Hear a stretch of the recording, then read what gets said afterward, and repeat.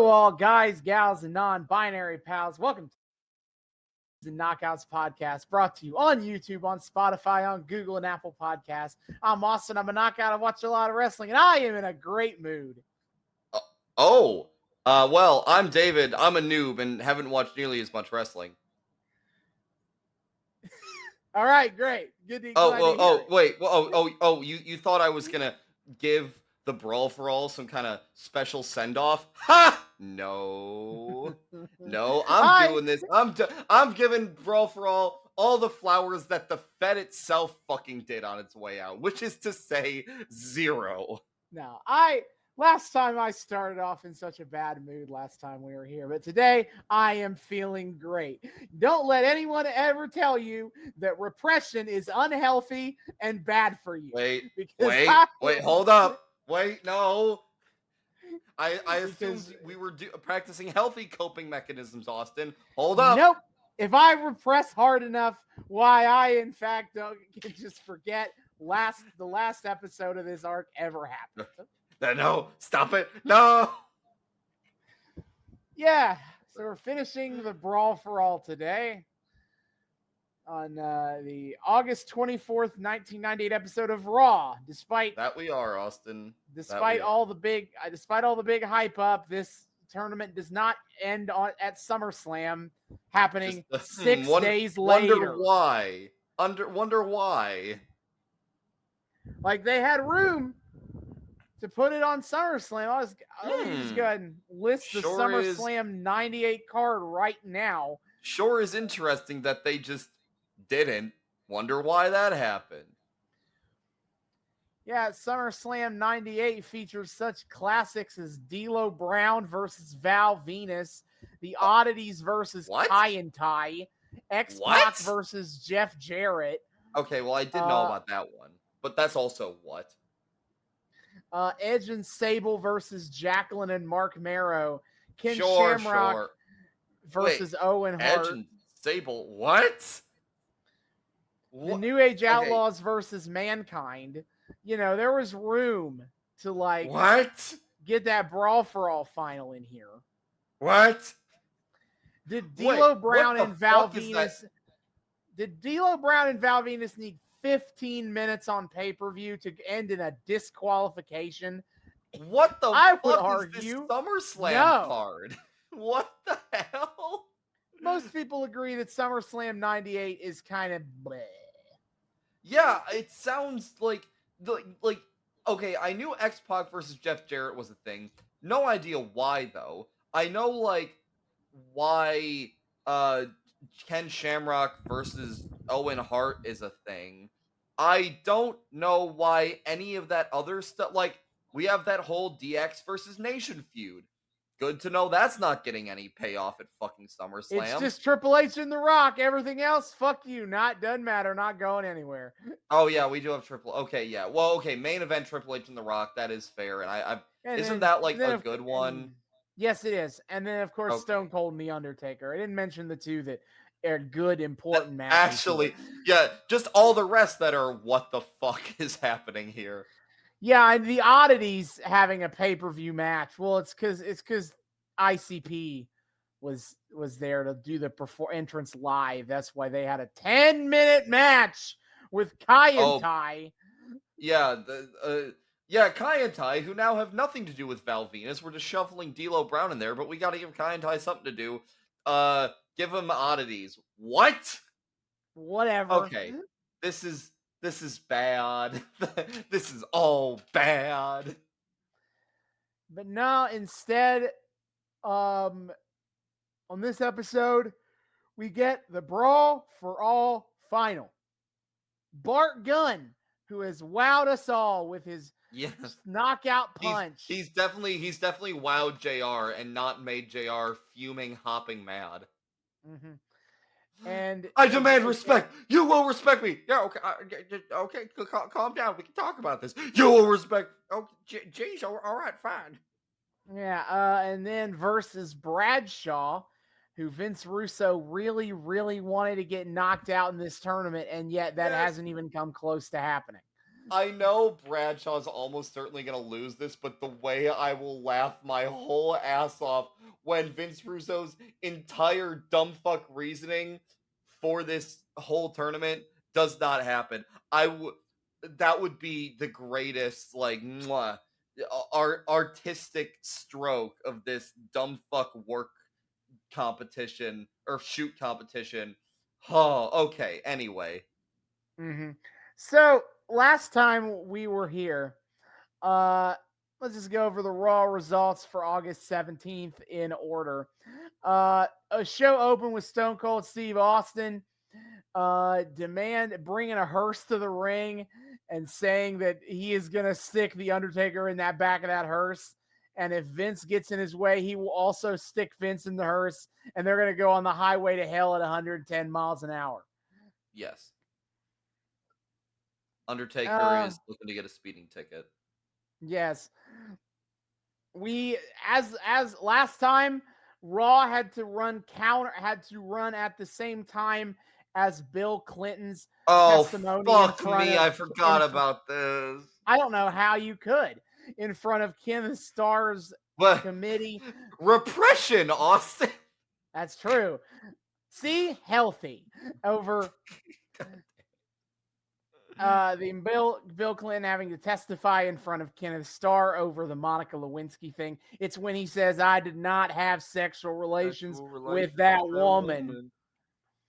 And so WWE was like, "We got to compete with that." I know. We're going to have a Bill Clinton impersonator call into Raw so Jerry Lawler can scoop CNN for what Bill Clinton is going to say. I promise you that was Jason Sensation. There was no way. There was no way that was not Jason Sensation. I assume it was just some regular dude, just some regular Bill Clinton impersonator they hired. Well, yeah, but when they have an in-house guy who they think is who they clearly think is like the funniest motherfucker to walk this earth, like I don't know how the fuck they don't tap him to do the Bill Clinton impersonating. Unfortunately, we'll never know. We'll never know. The first match is Ken Shamrock versus Dan Severn versus Owen Hart in the worst triple threat match ever. Can we even call it a triple threat match when Dan Severn just spent the entire time not fighting at all? Yeah, so Dan Severn wins by choking out Ken Shamrock right at the very end. And we learned that are now aligned and Dan for some reason. Mm-hmm. And they beat up Shamrock, and Steve Blackman runs down, and Severn also betrays Steve Blackman. And all right, cool. Okay. The Brawl For All, first Brawl For All semifinal match. This is the first time we get to listen to Bill Clinton. Bill Clinton thinks that the Godfather's hoes will make great interns, and he loves it raw. Even Hillary knows that. Anyway, good old the Godfather offers the hose to Bart Gunn. He says no, and then Bart Gunn wins. Congrats. Yeah. And gets all the fucking JR's face demanding respect after JR's pet project, Dr. Death Steve Williams, fell through and he was totally not mad about it. Yep.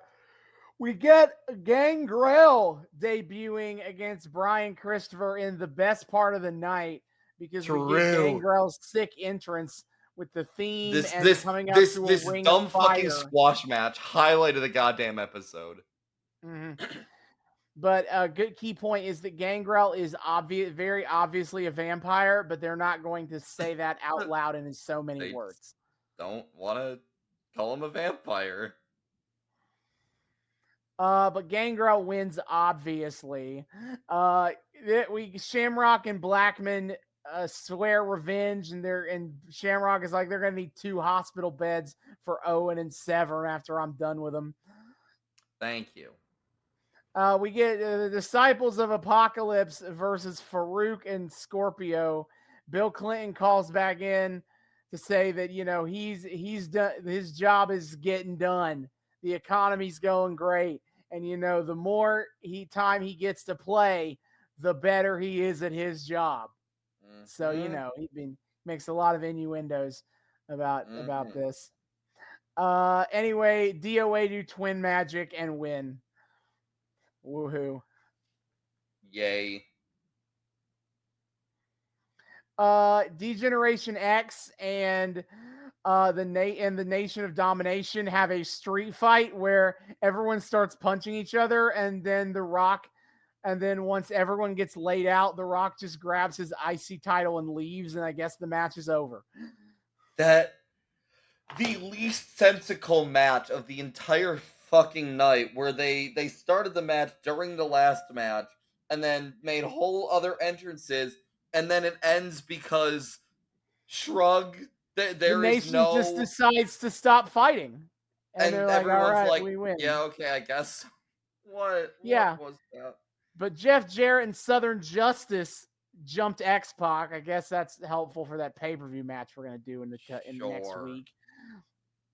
Tiger Ali Singh appears to call Americans lazy and out of shape, unlike Babu, and then Bob. We get a montage of Babu working out real hard, and this somehow caused him to have gross, disgusting toe jam. And so Tiger Ali Singh paid somebody $500 to lick Babu's feet. It's fine. We're almost done. Sable and Jacqueline have an arm wrestling match that goes like it goes like all arm wrestling matches in wrestling. Why are you reminding me of all of this? I came in a good mood too. We have to inform the viewers. They have to be caught have up. A whole episode. They can just go suffer along with us then. Why do I have to re-suffer? Anyway, Sable, Jacqueline is like the heel. Jacqueline takes forever to actually, start the arm wrestling match. Then they arm wrestle, and Sable's about to win, and then Jacqueline just flips the table and breaks the trophy over Sable's head. Waka, waka, waka. And then Val Venus will apparently be in a gauntlet match with Kai and Tai that if he wins, he gets 5 minutes with Yamaguchi-san alone. Sexy. Yeah.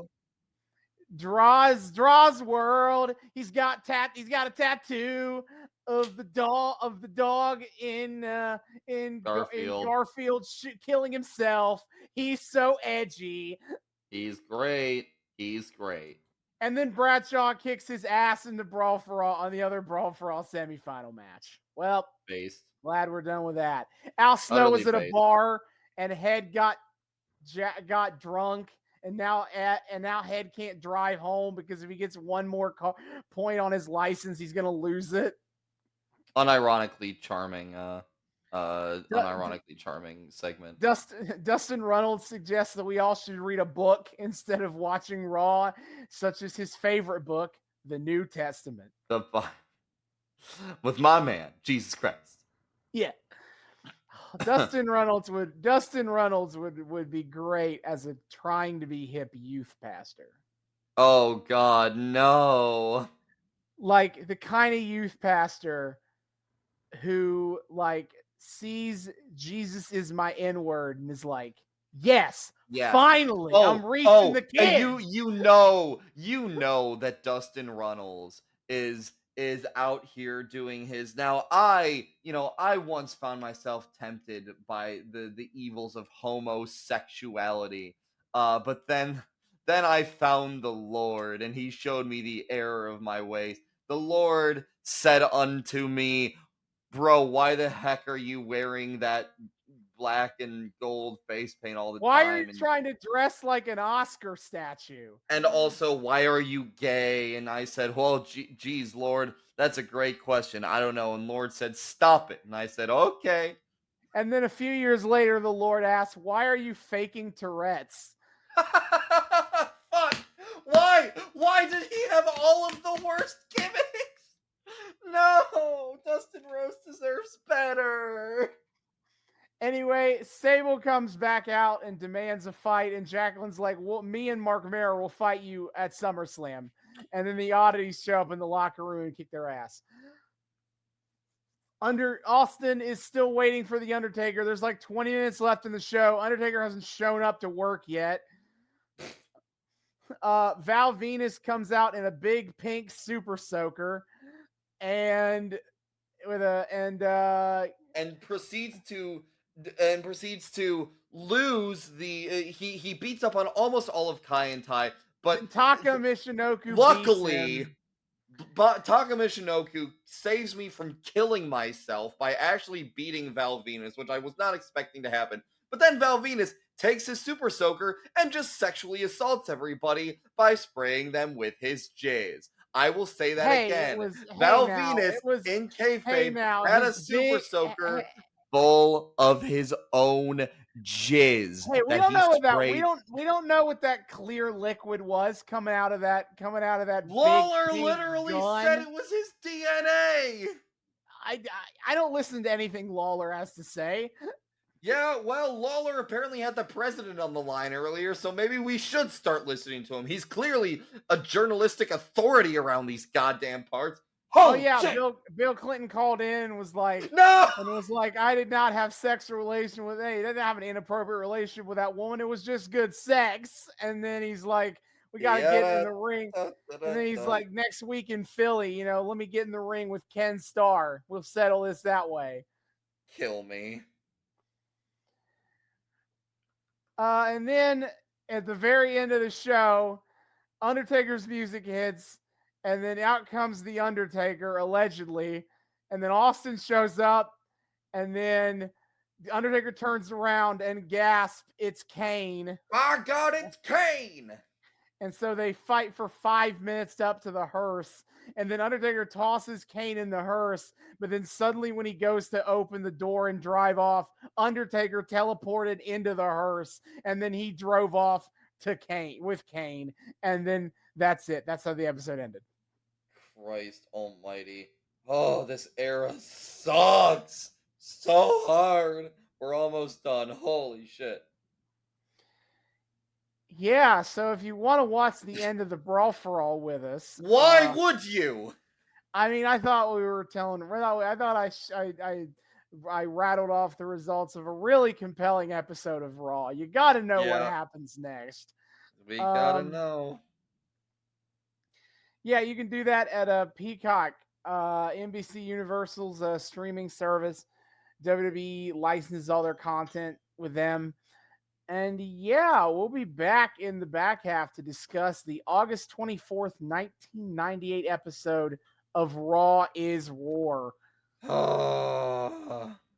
And we are back on this glorious occasion as we have finished the August 24th, 1998 episode of Raw, which means we are done with the Brawl For All. Absolutely. I have dressed up for the occasion. I have a fancy ad. I have my nice suit jacket on. Also, I wanna point out I'm wearing my Bob Ross shirt, no mistakes, just happy accidents. I feel like that's a great way to describe Bart Gunn's ascension through the Brawl For All, as well as Bradshaw's. But for different reasons. So you're set. Okay, so it's my understanding then that me picking this arc was just a happy accident. Understood. No, I'm not saying for the arc as a whole. Hey, he said no mistakes. You're learning a lesson tonight, Austin. You're learning a lesson in reaping and sowing. It'll finally get through your head tonight. No, it won't. But I will say that I am sad because I was told by the internet that certain main event storylines during this period of time were very fun and cool, and I did not find them fun and cool at all. Oh boy. Okay. So we cold open. No. We got to start this before we cold open. We got to start this on the fucking menu of Peacock. Okay? Because Austin did not clue me into the exact nature of what this main event storyline was leading to. I did not realize what this main event storyline was leading to until I read the episode description on Peacock, which names explicitly the fact that August 24th, 1998's episode of WWF Raw was the debut of the Brothers of Destruction.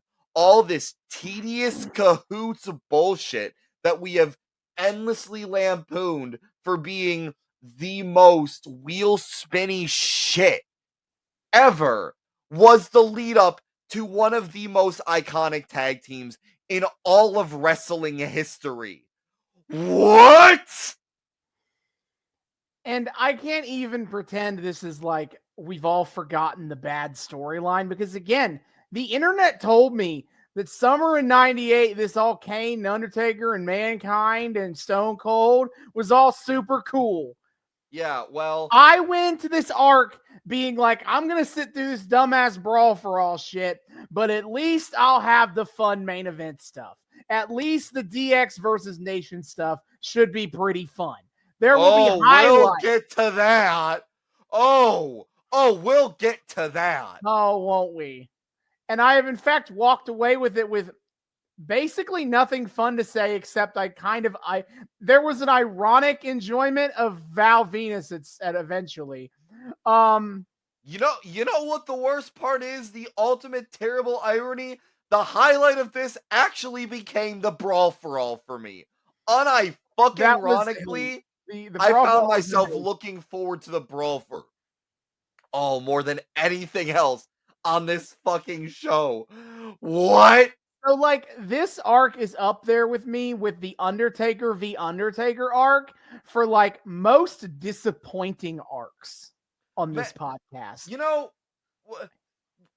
what has the Undertaker's career been? Because the more we, like, explore... A bunch of shitty storylines with a cool aesthetic, so everyone just kind of likes him. Yeah, because the more we like, oh man, this is a comment that could get me in trouble, and it's one of those times that makes me happy we don't have that many listeners. The more we cover him, the more I'm convinced that Mark Calloway actually didn't have all that many good fucking storylines during his time with WWE. Like, on the whole, they all kind of seem like dumb bullshit. Oh, just wait till we cover the Ministry of Darkness. Then we'll turn it around.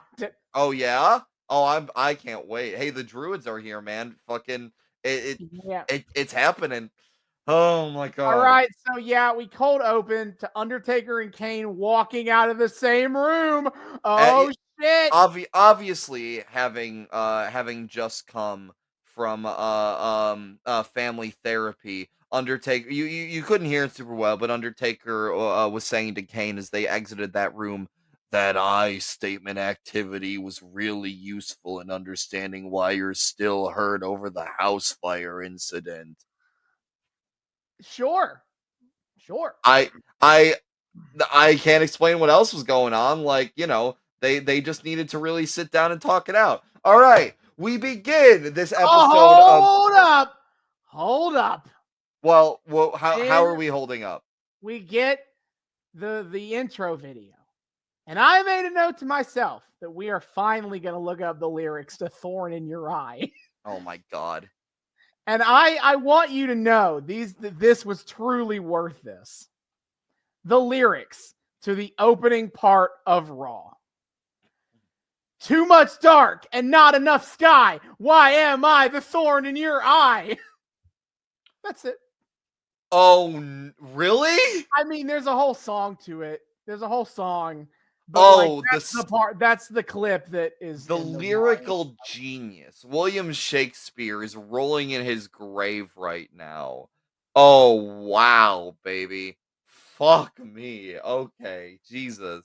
Well, that's unfortunate. Now my condolences. I'm sorry. Yeah. But yes, now it's time for the final stop on our highway to hell. That's for true. That's definitely the case. And a new episode of Attitude Era Raw means another installment of everybody's new favorite segment on the Noobs and Knockouts podcast. It's time for David's Sign Symposium, where we dissect. Thank you. Oh, you're too kind. Stop it. Really, stop. No, stop it. Thank you. So thank you. So we where we dissect all of the deeply unhinged signage that David noticed during this episode of Raw, because instead of pointing them out throughout the episode, I decided to be far more efficient to point them all out at the beginning. All right. So, let's go down the list. We have some people who just took the Austin 316 meme and ran with it in the least funny directions. Shout out to Justin 110. Big old question mark there. Shout out also to Tanya 430. Maybe that's when she set her alarm to. I don't know. But we did later on in the night see that the Tanya 430 sign got transformed. It was a dynamic sign. It got transformed into what else? Tanya 469. Nice. That's not proper. That's not a proper. You could at least made it Tanya 420. Yeah, but like, not a do proper you want to numbering? be derivative? Austin, these people are great artists. The last thing they want to be is derivative. Okay, this Tanya, is a completely original concept. Listen, Tanya wrote Tanya 509. That's what she put on that sign. 509? Because that's what 469 is. 509. Oh, yes. Oh shit, that actually would be clever. That would actually be a funny joke. I don't know why such geniuses were unable to come up with such things. Raw's audience reminding us how classy they are. Someone just having a sign that said, Massey is gay. Stay classy. The Rock is my dad. I'm sorry. Okay. I'm gonna press X to doubt on that one. Hey man, you can also acknowledge the tribal chief and join the blood. Oh, damn, I am sorry then. Oh, fate worse than death right there. Jesus. Someone, this was a personal favorite of mine. Someone in the crowd has a sign that says degeneration sex. And like the way it was like it was degeneration was like thin and in the middle and sex was in big letters sprawling across, except they fucked it up. They fucked up the spacing. So degeneration, you could tell even from afar, like it was the John Mulaney bit where they wrote the first letters too big, so they had to cram in the last 4 letters of degeneration like really small because they were running out of room. I do actually do that, and it's very annoying. Nobody ever measures their The problem with the John Mulaney bit is that it is 100% correct. It's funny because it's true. And then our final sign of this symposium, Bischoff still sucks it. Wrong work, completely correct answer. Congratulations. Yeah. So it's the final stop on the highway to hell. I then wrote a big question. How is it still a question if there's collusion? Because JR and Jerry are still treating this like it's a question. Like, what? But anyway, for the first time ever, Undertaker and Kane come out together. Yes. Okay. Was this just Taker's theme or was this a mashup? That's Taker's theme. Okay. I couldn't tell. I forgot.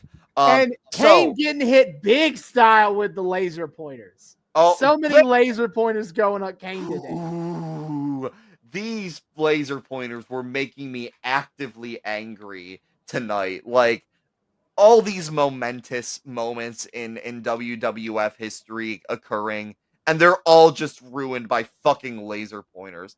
Holy shit. So the Brothers of Destruction. I gotta do that. I gotta do that next time I go to Dynamite. No. I gotta bring a laser pointer and just start firing. I feel like they would probably confiscate. I feel like there's a reason we don't see them anymore. And I don't think it's because the audience has gotten classier. They probably would. Yes. Taker gets a mic, and conveniently there is a big ass Hell in a Cell above the ring.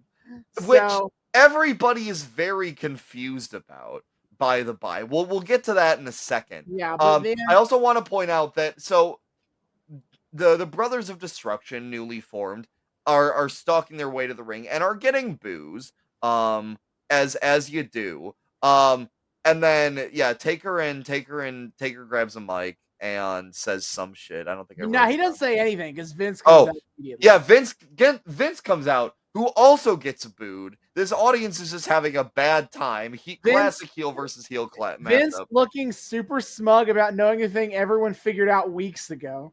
Yes. Oh yeah. Classic Vince right there. And it is Actually, I'm a genius. It's apparently Vince McMahon's birthday. How awful.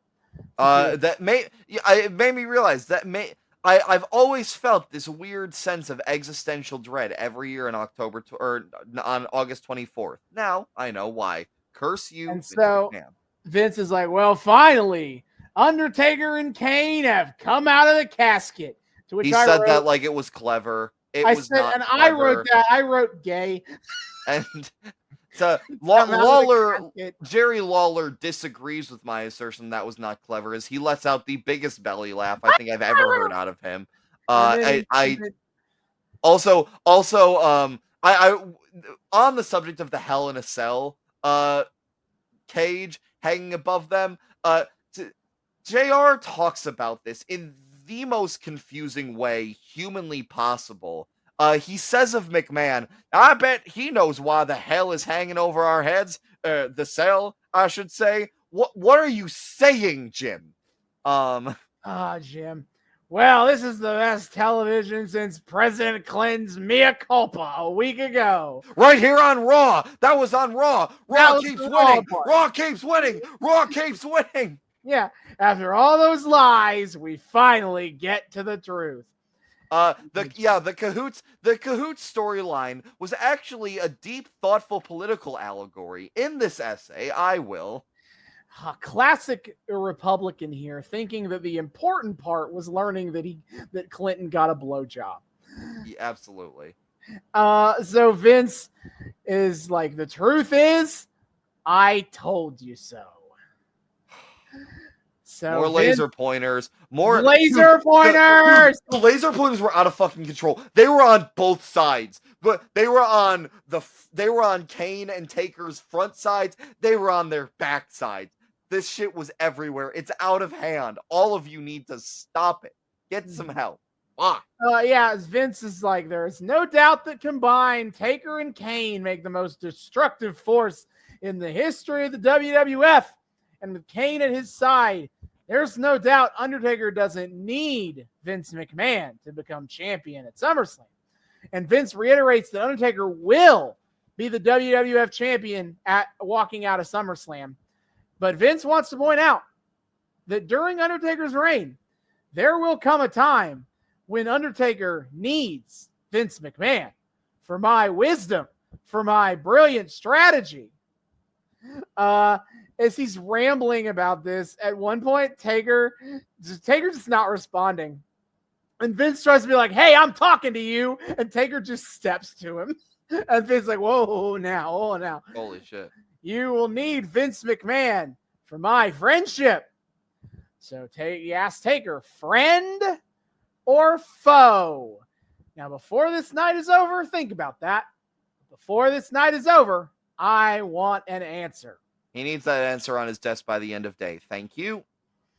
Yeah, so I feel like this ties into something interesting-ish later.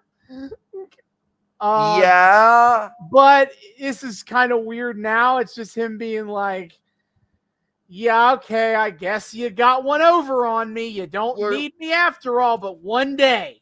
One day you'll need me. See, I read it as I was watching it as like Vince is playing nice after weeks of shitting all over Taker because he needs anyone to dethrone Austin. He doesn't care what fucking deals with the devil he needs to make. Promo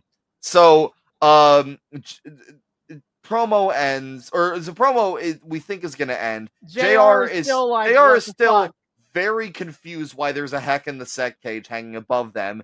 Gee, I wonder what could possibly be happening with that heck in a set cage. But then Paul Bearer comes Daddy Paul Bearer. I wrote, then there was someone on the commenter said, has Undertaker taken Kane from his own father, Paul? And then I wrote gay. Daddy. Paul's like, son, tell me it's not true. Tell me it's all a lie. Paul Bearer's big upsetty that Kane is teaming with that bastard Undertaker as Paul. Yeah, all right. Paul is like, I'm the one that's always been there for you, Kane. The one that's always loved you. I need to illustrate too. I need to illustrate what is happening in ring visually right now. So Paul Bearer has gotten into the ring and he's standing on like the very edge of it, and he kind of starts like leaning back against the ropes, and this man motherfuckers are shining laser pointers directly in this man's face, and he is doing everything in his power to like torturedly close and or cover his eyes as the laser pointers go right the fuck over them and make it look like it's part of his like grand emotional torment. He's like, "Oh, son," close eyes, clever. Tell me it's not true. But I'm the one who's always loved you. Something your mother didn't even do, that sleazy whore. Yeah, he thinks disparaging the mother of a big monster man is a good idea, as if such creatures do not have a almost 100% across the board history of deep-seated mommy issues. Yeah, Kane looks like he's about to attack Paul, but Taker steps in between them. Yes. On this. Look me in the eye, son! Look me in the eye! Paul is like, he's never lied to Kane. Wants him to remember that. And he asks for one last thing for Daddy. Destroy him! I don't know why Paul Bearer thinks that this is going to work this way. Like, Paul Bearer's master plan: grovel at the feet of the most powerful motherfuckers in this entire company, insult one of their mothers, and present no compelling evidence for why Kane should beat up the Undertaker, but hope he does it anyway. And then command Kane to beat up the Undertaker. And brilliant strategy. Kane's only response is to turn around, and Undertaker just goes and beats the fuck out of Paul Bearer. That was actually kind of a cool visual. That was actually kind of cool. So Taker beats up on Paul. Out comes Mankind for the save, but whoops-a-doodle, Taker just also beats up on Mankind, and so does Kane. Kane turns around and helps beat up Mankind. It's really funny because on commentary they're like, "Why isn't Mankind fighting back right now?" Bruh, he's as if he's not like, as if he hasn't been shoved down into the corner, being stomped on by the two biggest boys in this entire company. Like, Mankind has refused to lay a hand on Kane the entire storyline. So JR already knows. Okay, whatever. And then I wrote, Kane and Undertaker hit the Meltzer driver on Mankind. Those fucking spot monkeys. I know. I was like.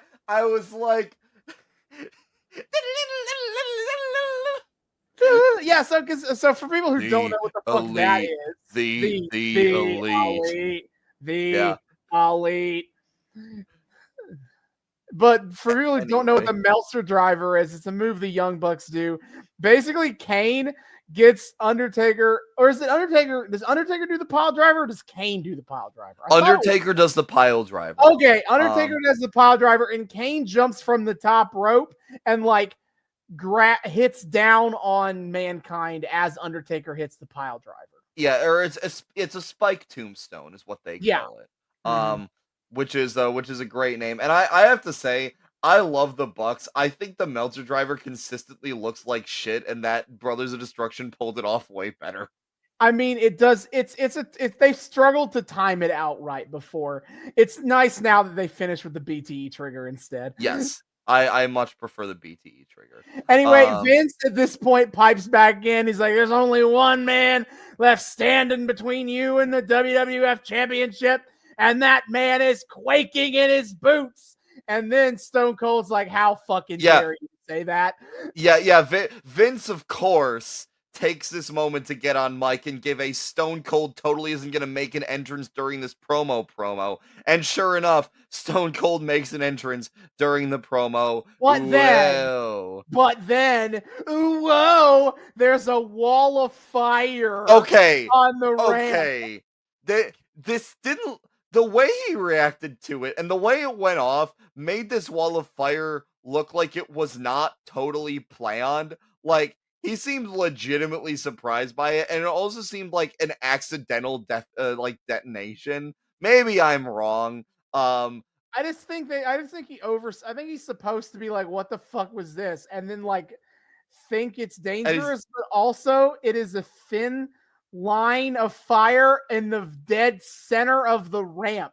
He could have walked around. You can just walk around it. But no, I guess Stone Cold is deeply afraid of fire, so he's like tiptoeing on the ramp, and he's like, "Is this thing gonna go off again?" I, God damn, that was a lot of fire right there. So But he's properly spooked a little bit, I guess. But then he has the mic, so he's at least gonna cut his promo from the ramp. Now I knew all along, and you two were together, and you two were having a little family reunion, and I nearly choked up about it because I was so happy for you. Yeah, Austin says he's really happy that Taker and Kane got a lot out of family therapy. Me too. You son of a bitch! You damn near set me on fire up here, and I don't appreciate that none. But Voss says it will take a hell of an effort to beat one of you, but against both you big bastards, I know I ain't got much of a chance. Austin says you better grow eyes in the back of your heads because Stone Cold is gonna take out somebody tonight. So just to reiterate, he knows that now that the Brothers of Destruction have linked together, he will have a much more difficult time facing down either of them.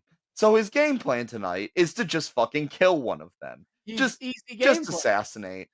Yeah, Stone Cold says at SummerSlam when he gets his hands on Undertaker, he's gonna burn his ass, and that's the bottom line. Because Stone Cold said so. Woo! Also, I noticed during this promo, is Stone Cold's belt backed with rattlesnake skin? Probably. Okay. I noticed that, and I was like, huh. Neat little detail there. Oh no, this note didn't age well. So after this segment, my direct next note, oh no, is China versus Rock tonight based? Oh no, what an innocent fool What an idiot you were. I don't know what era you thought you were in. Okay. My next note is I hope these Brawl for All beatings were worth $75,000. Bro, the grand prize for this fucking shit is 75 grand, and the runner-up prize is 25 grand. Look, man, I not the worst payday, you know. But like fucking. What's really funny to me is they have like the stats sheet up for the two guys. I can't remember if they did this last time. They probably did. If so, I need to reiterate. They list one of Bradshaw's fighting background. His two like physical achievement backgrounds that aren't wrestling are football and barroom brawling. They actually put that in there. Russo was so fucking mad. He was so mad. He's like, I'm gonna bury this son of a bitch. What JBL, you bald son of a bitch! You bald son of a bitch! I'm gonna bury you by saying that your fighting background is in ballroom brawling. Like, he's so mad that JBL got this far. It's so funny. We cut to Mankind being loaded into an ambulance. Whoa, yeah, you mean the fact that he was not... Oh, okay, no, I have a few things before okay, continue. Okay, so, JR once again states that he is very confused why there could possibly be a Hell in the Cell hanging overhead. Gee, I fucking wonder why. Maybe Vince McMahon is the only one who knows why. I highly doubt that. I think he just put it there for fun. Ken Shamrock is here. Paul Bearer is still at ringside for some reason. Ken Shamrock accosts the announce desk on his way down because he is a rabid dog of a human being. Right. All right. Yes, now we have seen that Mankind is apparently being loaded onto a stretcher due to that devastating spike pile driver tombstone without even getting strapped into the stretcher. Okay. Yeah, okay. And anyway, I was shocked that Severn versus Shamrock is happening. because it was my understanding that they didn't run the match in the WWF. I mean, it's it's not a big match on a big stage for what was otherwise like one of UFC's earliest rivalries, but you know, it happened in the WWF. Boy. Yeah. It happened. Okay. So to give the audience context, Severn, they showed a replay of the triple threat match from last week between Dan Severn, Ken Shamrock, and Owen Hart. And like they put a fucking like spotlight on the replay to show Severn doing jack fucking squat. Like it's one of those things where like they make the rest of the screen go dark and they put a spotlight like on the thing they want you to focus on, and it's just Dan Severn in plain view, just standing there doing nothing. That beautiful. Why did you feel the need to do that? Okay. So my notes tonight kept coming to bite me in the ass because the very next thing I wrote was, Severn versus Shamrock early on with some actually compelling in-ring chemistry. Not surprised. They did have an entire ass UFC rivalry. I think they know their way around combat sports with each other. So I was actually kind of getting into it. I was like, okay. Early match, I also was getting into it. It was a lot of like grounded wrestling, actual wrestling, and like technical shit too. Like, okay, but it wasn't slow, it wasn't boring, and it had it still had like wrestling stuff to it. Like there was at one point where Ken Shamrock was going for a takedown, and Severn counter with a straight up power bomb. Yes. On commentary, we get such gems as finding out that next week, Sunday Night Heat will be live from Madison Square Garden, and they will be hoping to show a close-up of the Lion's Den pit that will be featured during SummerSlam. Yes, I wonder what the fuck a pit is going to look like. I'm so intrigued. I need to tune in so I can get a sneak preview of this checks notes pit. And also no love lost between Severn and Shamrock. Take a shot every time commentary says there's no love lost. Yeah, I mean, so this match is this hard-hitting wrestling and grappling, and it's great. And then comes Owen Hart. In comes Owen Hart. For the goofiest run-in I've seen in a hot minute. Yeah. So, basically, Severn tackles Shamrock into the ropes, and then Owen comes out. And so, the Severn goes to yell at the ref and distract him. And Owen runs in, and he is just rolling around on the ground with Shamrock until the ref turns around and just throws out the match. Okay, so that's the stupidest run-in ever. Owen Hart is a dumbass who gets himself caught in the sloppiest way possible. And this match that I was actually getting into just thrown out in like 3 minutes. How many fucking pins were there actually on this episode? Oh, we'll get there. I have a counter going. Interesting. So, for those of you playing at home, this is one disqualification ending to a match tonight. Now we will be, if you're trying to take guesses at home, we will be fair and say there were 6 regular matches on the show. There were 6 regular matches, and then the Brawl For All. So if you're trying to guess how many fuck finishes there were, keep that in mind. How many times a match did not have an actual result because it ended in a DQ? Stay tuned, folks. This is going to get great. This is going to get fun up in here. Okay, so my next note is just no, and I can't remember why. Well, any idea? I have the beat by beat for what happened post match. Is Owen gets Ken Shamrock in a sleeper hold and just holds it while Severn is just like cheering him on. I guess he's just standing. He's there. So into it. He's like, yeah, great, yeah. And then Blackman runs in and pump kicks Severn in the face, and then runs Owen off. And then Steve Blackman is trying to stop Shamrock from chasing after these two. Yeah. And then- Rabid Dogman number 2, Steve Blackman, shows up to ward off Severn and Owen, and the two Rabid, and then the two Rabid Dogmen find themselves in the ring with each other, and of course Ken attack Shamrock- each other. Yeah, Ken Shamrock suplexes Steve Blackman for stopping him.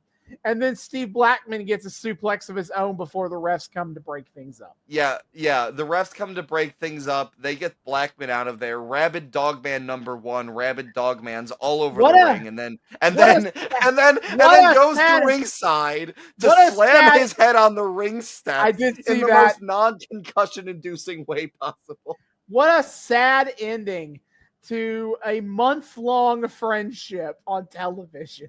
Ken Shamrock and Steve Blackman. You can't put the two Rabid Dogmen together for too long, Austin, or else they're gonna start Rabid Dogmanning all over each other. Okay, just how it happens. That's basic science. Come on now. Sad to hear. You hate to see it. We then cut to the back with bodies on the ground. Yeah, Mankind demonstrates to the EMTs just how bad their SOP was in loading him onto that stretcher and into that ambulance. But by the fact that they were lazy fucks who didn't strap him down made for an easy escape, where he then beat up the EMTs, I guess, off screen, as he wanders off the stretcher. Bodies of EMTs are strewn about the floor, and we just see fucking Mankind Goblin Man walking off with the stretcher. And then we get to ringside. Mankind comes out with the stretcher, and he rides the gurney down the ring ramp and hits the ring apron with the stretcher. It was so fucking good, dude. That's iconic. All right. Yeah, and then, so it was Cahoots all along. Thank you. I hadn't noticed it. Mankind gets in the ring, and he says, "The Vince tried to warn me, and the Vince has offered me a chance at redemption, and redemption lies just above my head." We now know the purpose of heckle in a seckle. Indeed. Mankind says that when he and Kane get locked in Hell in a Cell, well, I'm gonna get my ass kicked, aren't I? Mankind asks, "What kind of idiot would step back into the match that nearly cost him his life?" Well, Philadelphia, you're looking at that idiot right now. Yeah, he's our idiot, baby. I mean, it's Philadelphia. They know plenty about hardcore idiots. Yeah, well, he literally says, "It wouldn't be the first time I've had my ass kicked in Philadelphia." Yeah. Cute. Mankind says he has a plan. It does not involve stepping inside the ring. He's walking up to the top of the cage. Yeah, so Mankind's looks at perhaps is reconstructing his entire match with The Undertaker. Yeah, he looks at the most famous spot of his entire career and says, "Why it's so good, I think I'll have it a second time." And not just the top of the cage stuff. He also says that he has brought 7,000 thumbtacks. And he will turn Kane into the world's largest pincushion. That was actually a good line. Mick Foley, unironically, is excellent on mic, and he, at any time he gets a microphone in his hands, it turns to pure gold. Yeah. It's unironically great promo. Yeah, I love the end of this promo because he says if things turn for the worse, when's the first time I've gotten my ass in Philadelphia, but I truly don't give a damn. And Kane, later tonight, I will see you in hell. Have a nice day.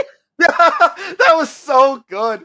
I'll see you in hell. Have a nice day. I might need to steal that. That is such a good line. That's such a good line. See you in hell. Have a nice day. What the fuck is Mankind's theme music? Like, why is it like so soothing? It's probably they haven't changed it over from like what it was like eerie and creepy when he was Mankind, a weirdo who has a pet rat and hangs out in the boiler room. I see. So it's still the same song, I think. Yes. Sable shows up unannounced, and JR says, "What the hell? That's not on the run sheet." Okay. But first, before that, I have the following 2 notes. Vince apparently prepared a video package of the King of the Ring Hell in a Cell match. And then I wrote, what if we showed all the major spots 3 times in a row at different angles? Absolutely. Like every single highlight was like, throw Mankind off the cell. Then we'll show it again at a different angle. And then we'll show it again at a different angle. And especially right before we are ostensibly going to be recreating this very moment later on tonight with only one competitor different. And then they show the choke slam through the cell. And then they show it again at a different angle. And then they show it again at a different angle. And then they show the tombstone into the thumbtacks. And then they show it again. Like, I was like, what the fuck, guys? Oh my god. So yeah, so that was great. Great television.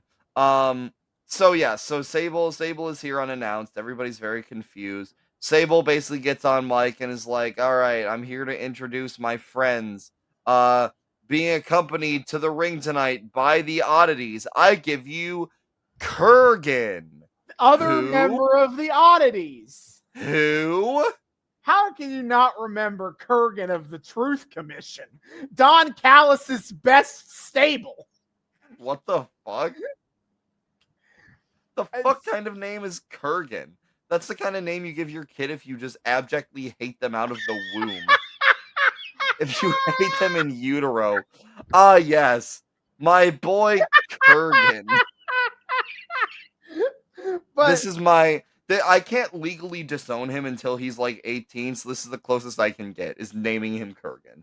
This is the first time we've gotten like a real full look at the oddities on this podcast. Last episode, they had like run-ins and shit. Yeah. But this time, this is just a regular entrance. We got Luna in a bright blue dress. Luna Vashyan. We got Hawaii. We got fucking the other dude wearing a Hawaiian shirt. We got fucking Earthquake in a gimp mask. Yes, with an Eric Cartman doll. And a Cartman shirt. And their dancing is just like the kind of 1-2 step you'd expect that anyone could. It's amazing. Yes. And Kurgan, who looks like he's dressed up to go to the Renaissance Fair, and I unironically dig it. And then Mark Marrow came out, and I said, Mark Marrow about to job to Kurgan. LOL. LOL. LMAO even. And then Jacqueline's not there, and I was interested in that. But then Mark Marrow gets on the mic, and he goes, as you can see, I'm all by myself. And Kurgan, if you've got any guts, you'll fight me one-on-one and get all of these freaks out of here. And the best part is Jim Ross jumped in and says, it's okay, King, you can stay. That was good. Which he kind of does, but then the oddities just kind of stay at ringside. Like they look like they're going to leave, and they just kind of stick around. Okay. So this match, for what little of it there is Mark Marrow trying to hit Kurgan, but he's a big, strong boy. Yes. But he likes dancing. I was here for Mark Marrow's shit being no-sold. That was really funny. But yeah, Mark Marrow has no idea what the fuck to make of Kurgan. Kurgan goes to town on him, or at least begins to, because partway through, maybe a minute in runs Jacqueline in a Rastafi hat. I am so happy that was Jacqueline and not a white person. I knew immediately it was Jacqueline. Who else would it be? I figured, but I didn't want. Austin, you can never be sure. David, there are currently 3 women in the women's division. 2 of them are in the oddities. There was only one person it could have been. Only one woman exists. No, fair enough. And somehow Jacqueline runs in disguise for some reason, and then pretending to be Jamaican, and then she's beating the shit out of Sable. This distracts Kurgan. Mark Marrow punches him in the dick, except the ref sees this and so gets a disqualification. So for those playing at home, that is now two disqualification endings of the night. No, Out of 2 matches. hey man, Mark Marrow just cares about neck health, and Kurgan doesn't care about neck health. So Mark Marrow No. did the only thing he could do, which is punch him in the wiener, and he was gonna hit him with a pile driver, but then they threw out the match. But Austin has become a big advocate of men's neck health in the past month. Listen, as an AEW fan, the Kingdom has quickly become one of my favorite tag teams for saying they support neck health, and anyone who doesn't is getting punched in the dick and then getting hit with a pile driver. Oh my god. So Austin is a big neck health awareness guy now. I am. I'm very so you know, he's here to advocate for all of you neck health sufferers. Yep. Unlike Adam Cole, I support neck health. Unlike that bastard Adam Cole. X-Pac backstage, because the segment just ends. Of course it does. Yeah, no I mean, X-Pac, he's getting the camera guys. He has the very smart idea. A harmless rib. Remember that. He said it's a harmless rib.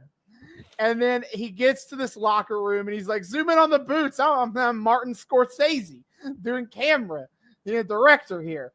So X-Pac went to the locker room and pisses in Jeff Jarrett's boots. That's what he did. He assumes this is a good idea. I don't know why. And then we cut to our next match. Southern Justice is in the ring. And even worse, Hawk is on commentary. He's drunk, and he said he's here to help with some color dysentery. I thought it was Shawn Michaels at first. It sounded a lot like. Oh, we'll get to Shawn. We'll get to. Oh my god. Okay. And Hawk is like trying to shoot the shit with some old road stories with Jerry Lawler. Except he's like, it's in the middle of them doing an ad read, and JR and Lawler are just both pissed off that he's there. They're both like, stop it. Get help. Yeah.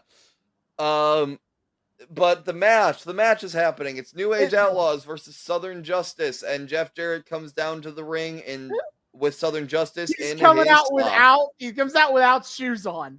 Yep. And he's like trying to talk. Jeff Jarrett picks up a mic, yells into it, and it's just not on. He steals Hawk's microphone and demands that X-Pac get out of here. And then at some point the camera guy keeps panning down to Jarrett without the shoes on for some reason. Well, and then Jeff Jarrett goes, "Don't shoot my feet again." Jeff Jarrett is anti-feet stuff. Confirmed. Jeff Jarrett is very self-conscious about people seeing his socks. Maybe he was already hip to the jive on WikiFeet getting started. My next 2 notes are: this match is started or whatever, who cares? And this match is so important. We keep cutting to Jeff Jarrett standing around and doing nothing and being angry. The camera guy keeps filming his socks. Maybe the camera guy is in defeat. We should be respectful of that. Anyway, I hate you. In the ring, we actually do have a pretty good sequence going on. Billy Gunn pulls off an actually like insanely strong looking pile driver on one of the members of Southern Justice. Don't know which one. Can't tell them apart. Don't care. But he like actually like, I can't even remember what makes it so strong, but like he gets like some kind of leverage that looks like it took like a lot of strength to get. Like he wasn't grabbing this guy from an easy position, but he maneuvers it brilliantly. But he's not the legal man. And Road Dogg Jesse James covers him for the win. Yeah. Okay. So the thing is that like Southern Justice, I think it's Mark Canterbury, I think is what they say on commentary, runs over to Jarrett to be like, dude, what the fuck is your problem? And while they're distracted, Billy Gunn, the non-legal man, hits the pile driver, and then Road Dogg pins the other pig farmer for the win. Yes. So there we go. And Jeff Jarrett openly doesn't give a shit about that. He's like, forget about the match. I want X-Pac. Okay. And then Jeff Jarrett and Southern Justice kink shame that cameraman as they grab him and just start shaving his head. Yeah, what the fuck? What Well, is happening? Well, it's because Jeff Jarrett and X-Pac are in a hair versus hair match on Sunday. Yeah, I know, but why are we getting a cameraman involved? I did write this is going uncomfortably long. It was. I didn't like it. All right, it's time for Heck. It's time for our main event, except it's not. Except it's not. Yeah, I really need to emphasize Mankind versus Kane in Hell in a Cell, Look, which is an insane match to do, and it is not the main event of this episode of Raw. And oh boy, okay, we'll get to the punchline. Right. Okay. So people talk about how WWE should respect Hell in a Cell and not make it like a cheap gimmick. And I think, and it definitely when it became a regular pay-per-view, I see that perspective. But people also forget these early years, like the first year of Hell in a Cell was also a cheap gimmick. Like, they're out here throwing shit-ass Hell in a Cell matches on Raw just to pop ratings and advance storylines. Like, it's not a big deal. Like, it's like, yes, the first two Hell in a Cell matches, Shawn and Taker, and then Taker and Mankind, huge fucking deals. But then also in the middle here, you get these, like, in the middle of fucking Raw, they just have a Hell in a Cell match that goes like 5 minutes. Like, yup. That also happened at this point in time. Yeah, it's not great. Okay, so Kane enters first. He takes forever to get to the ring. He gets that from his big brother. The war zone begins. It's the second hour of the show. Jesus Christ, we're already an hour into the show. What the fuck? All right, the laser pointers are everywhere. I am begging you to stop. Mankind then makes his own entrance. And Mankind. Hey, he does what he promised he was going to do. Mankind immediately starts trying to climb the cage. And the refs are trying to stop him, and so Mankind just beats the shit out of all of them. Yeah. Which is really funny. JR says on commentary, remember that Stone Cold Steve Austin is a man. No. That said, he will get his hands on one of these men. Oh, okay, I see. JR just like paused but midway through that sentence, so he's like, remember that Stone Cold Steve Austin is a man. Okay. Yep, great. Thanks, JR. Yep, thank you. Good point.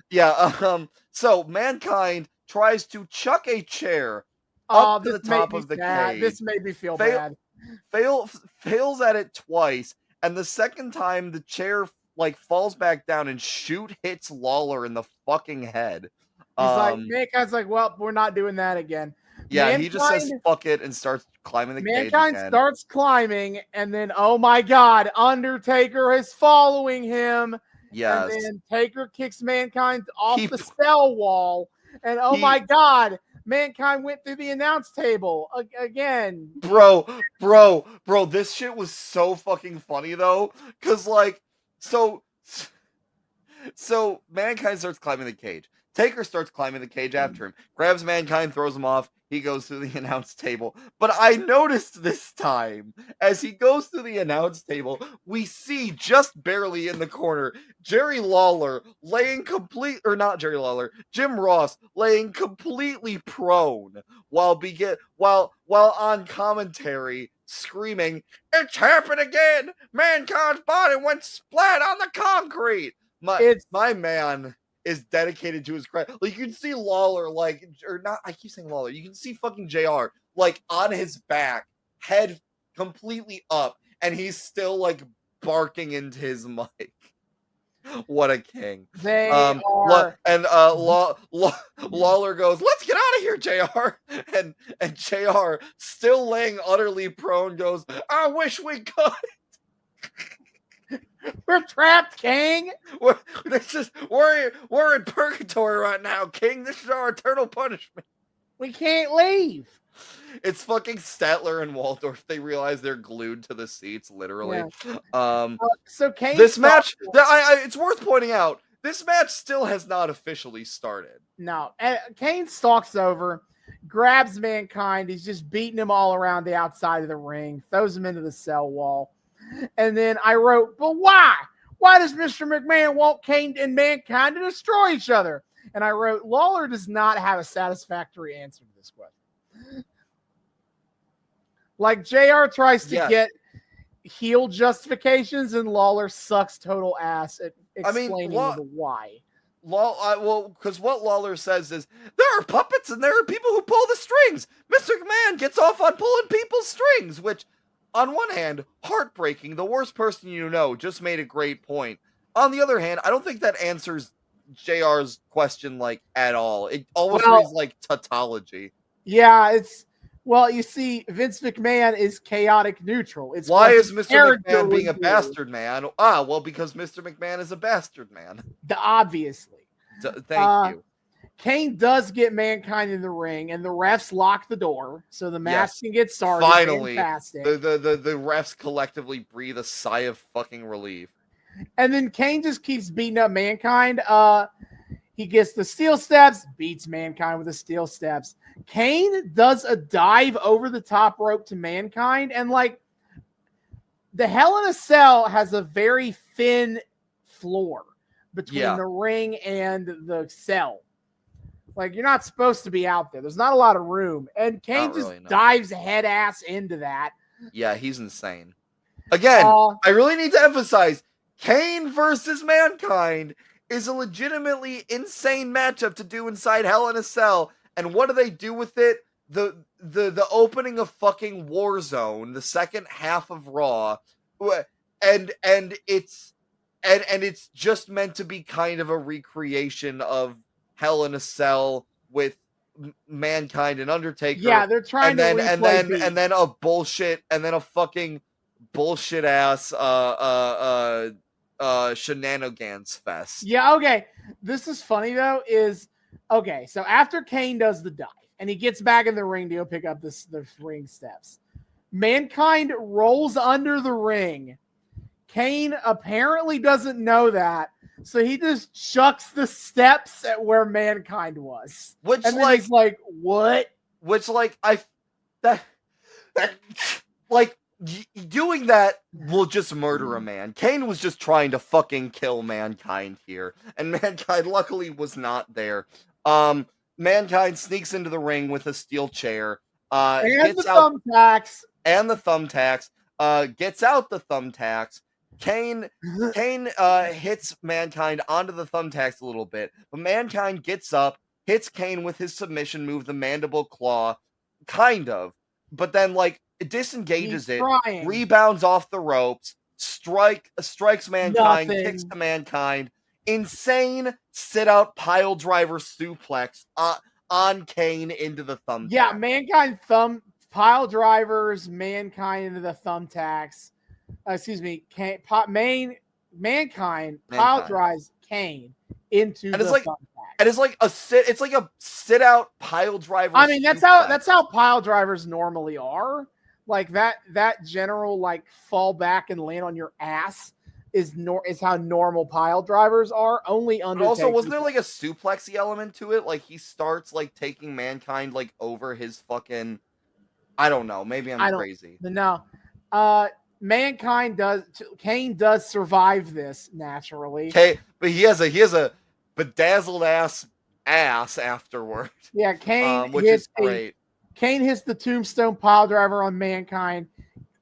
Kane looks at Taker, and Taker does the throat slice. And once again, I'm legitimately getting into this match. I'm like, all right, after we did the stupid ass recreate Nick Foley's most famous trauma. Recreating Nick Foley's trauma. And almost gives Jerry Lawler a concussion. Kane grabs the chair, hits Mankind with a couple of completely unprotected chair shots. Just straight up concussions here. Damn it! How vile! How evil! How demonic! from JR. Yes. And then Kane goes for the tombstone pile driver to Also Mankind on fucking the chair.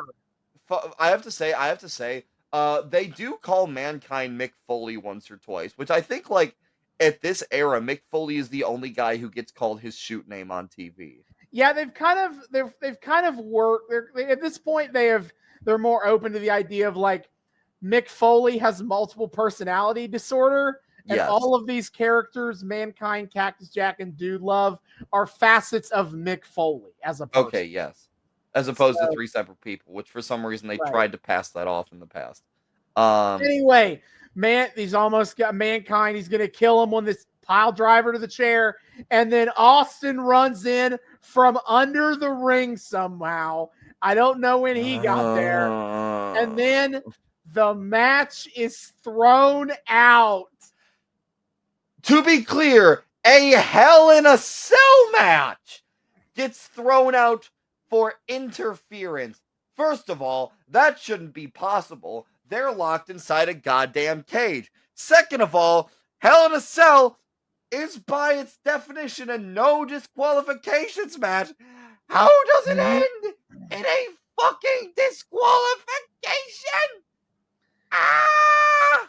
So, it's the sad thing is it's not even going to be the last time they do that. Yeah? Yeah, so in 2018, they had Roman Reigns versus Braun Strowman in Hell in a Cell, and that match ended with Brock Lesnar running in and kicking both of their asses. Okay. It's fine. Everyone forgets that Hell in a Cell because next year's Hell in a Cell was Seth Rollins versus The Fiend. And everyone forgot about Roman and Braun. To talk about that stinker instead. Yeah, fair enough. So where the ref ended it because Big Hammer good, okay, but Small Hammer bad. What the fuck? Do you know what happened to Rollins and The Fiend?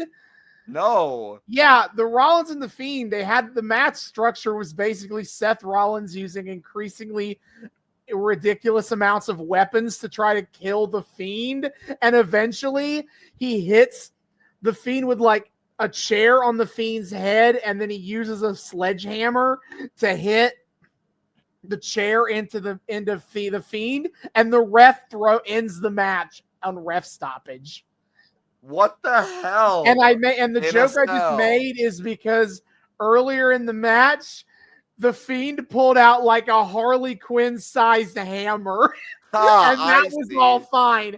Big hammer, okay. Small hammer, bad. Yeah, it's the first thing they teach you at referee school, okay? Hammer law. Yeah, no, absolutely crazy shit. But yeah, I couldn't believe this. I thought there was only one time they had ever. If I had a nickel for every time that a Hell in a Cell match ended in a no contest, I would have 2 nickels, which isn't a lot, but it's fucking weird that it happened twice. It's weird that it happened at all. It literally should not happen. The fact that it happened twice is like insane. Oh my god, I hate it. So again, for those keeping track at home, this is our 4th match of the night and our third disqualification finish out of 4 matches. All right, so Austin is beating Kane's ass, and Taker is like, trying to get in the cell. Taker starts climbing the cage to find a hole in the cell. Austin grabs Terry. He's like, come on down. I got you right here. Yeah. And then he gives a stunner to Kane. The sloppiest stunner I think I've ever seen, by the by. For some reason, Stone Cold Steve Austin seems incapable of hitting a Stone Cold Stunner on Kane for some reason. All right. Taker, finally, gets a foot in the cage, through the cage wall, and then the cage is raised, and they cut to Mr. McMahon raising the cage. Oh my god. Oh my god. Austin hits a second insanely sloppy stunner. to Kane. And then Taker's just kind of chilling on top of the cage. He's like, I don't fucking know what to do. Austin goes to grab the stretcher for some reason, the one that Mick Foley rode down to the ring. Yeah, And we then... cut to commercial, whereupon the cage has been lowered once more. Taker is in the ring again with Kane, and Austin is nowhere to be found. Austin, I've given you far too much respect, because what you just did is come out here in front of millions of people and prove that you are nothing more than a coward. You jumped Kane from behind with no provocation. You need to understand this. When you jumped him, you sealed your fate. And before this night ends, you will come face to face with your destiny.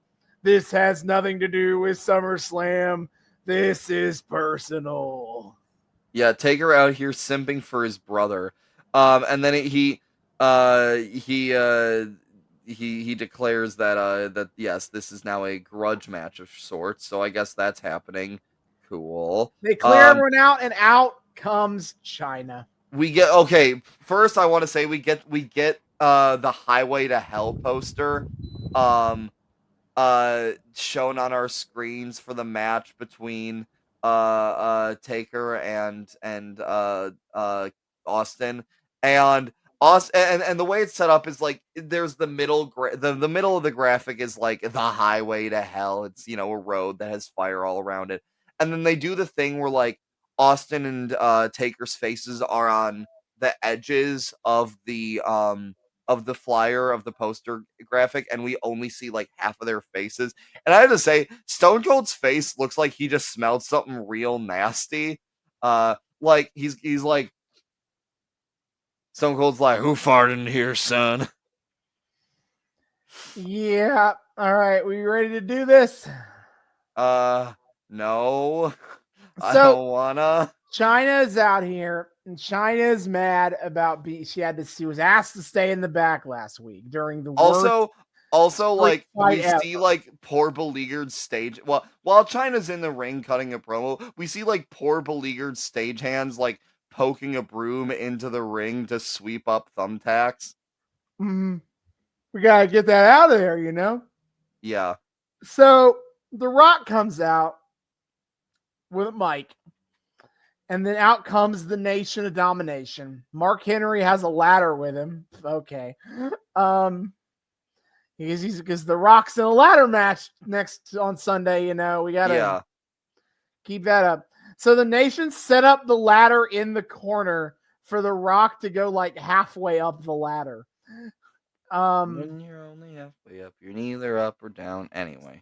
So The Rock, he's like, China, he says if China, she wants to be a big shot, call out The Rock. Well, here's the people's champ. And The Rock is convinced this is all a setup for DX to jump the Nation. And that's not going to happen because The Rock is always one step ahead of the rest. And The Rock tells her to take a look at the big, pretty screen because they've blocked DX up in their locker room with a forklift. Yes. He illustrates the fact that he's always one step ahead and above everybody else by literally stepping on the first rung of the ladder. Dwayne has never been a subtle man. The Rock says he'll make this short and sweet. The Rock guarantees he's going to go into SummerSlam, climb the people's ladder, rung by damn rung, snatch the people's title, and show the millions and millions why The Rock is the people's champ, the people's choice, and the best damn Intercontinental Champion of all time. Sure, I guess. All fine. And then The Rock, he thinks that perhaps China is a frustrated woman. She gets very tense around The Rock. And well, he's come to one conclusion. She's gotta get some. And this is when Jerry pipes in. She's not an intern. Thank you. Yeah, she's not an intern. Let's show. I thought that was JR. No, Jerry Lawler said she's not an intern. She's not an intern. Let's show a little respect here, Rock. I swear to God, JR said let's show a little respect. I would believe that Jerry said that JR. And I thought he also said the intern part because I was like, what the fuck are you trying to say? Okay. No, Lawler said the intern part. Okay. And if she's lucky at 1 or 2 in the morning, The Rock is gonna give it to her. And at this point, China lunges at the ladder. The Nation grabs her and brings her on her knees. You know, China, you look good on your knees. It's almost like it's a natural position. Rock says the only time women need to open their mouths is when they're on their knees to suck his cock. He wants to have his cock The Rock sucked. is like repping her chin. And China, it's been a long time coming. The Rock wants you to go ahead and look at him. Look at him with those hungry eyes. Pucker up, baby. Shut your eyes. Sidebar. The subtitles think Rock had just said Papa Rap when he said pucker up. Subtitles always on point. You're doing great. Peacock. Pucker up, baby. Shut your eyes and enjoy the magic of The Rock. This shit was like actually kind of horrifying. Like this was straight up sexual assault imagery. Yeah. I didn't like it. No. Get it off my screen, please. And it really finds a way to be even worse as The Rock is about to kiss her. Then again, there ain't no way, and The Rock means no way The Rock would ever kiss a piece of trash like you. And honestly, you could almost have saved it right if you stopped it right here. Yeah, well. Because even if you played into the idea that we're about to do some sexual assault, the Rock didn't do it. So it could have just been they beat down China. It could have just been they beat down China right here. Mm-hmm. However, Mark Henry, The Rock tells Mark Henry to kiss China, and Mark Henry is way too into this. Yeah. So, like, the implication here is that Rock is too good to kiss a piece of trash like China, but Mark Henry isn't, and Mark Henry agrees. Mark Henry's like, why, yes, I am a piece of shit, Rock. Thank you. Sexual Chocolate is like, I'm about to fuck this woman here. Sexual Chocolate don't discriminate, I guess. But don't worry. Defender of women, Shawn Michaels is here. Yeah. Thank God Shawn Michaels is here to make the save. Now, if I had a nickel for every time Shawn Michaels made a sudden, unexpected save during his storyline involving members of D-Generation X and sexual assault, I would have 2 nickels, which isn't a lot, but it sure fucking sucks that it had to happen twice, right? So Shawn runs down with a chair, cleans house. He tosses the Intercontinental title belt to The Rock.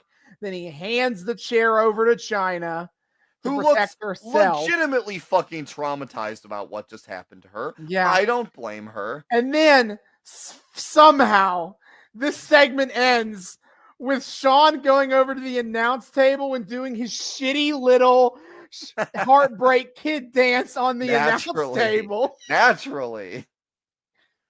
Good God, man. That was maybe one of the worst segments we've ever had to watch for the... Like, that might be... Like, aside from Katie Vick, this is the only time we've had to watch, like, actual sexual assault imagery on this. Mm-hmm. And it was terrible. And this one was involving a real person. Right. Not just like a blow-up doll. As funny as it is to watch Triple H... It's horrifying, but also hilarious. Watching Triple H fuck a mannequin.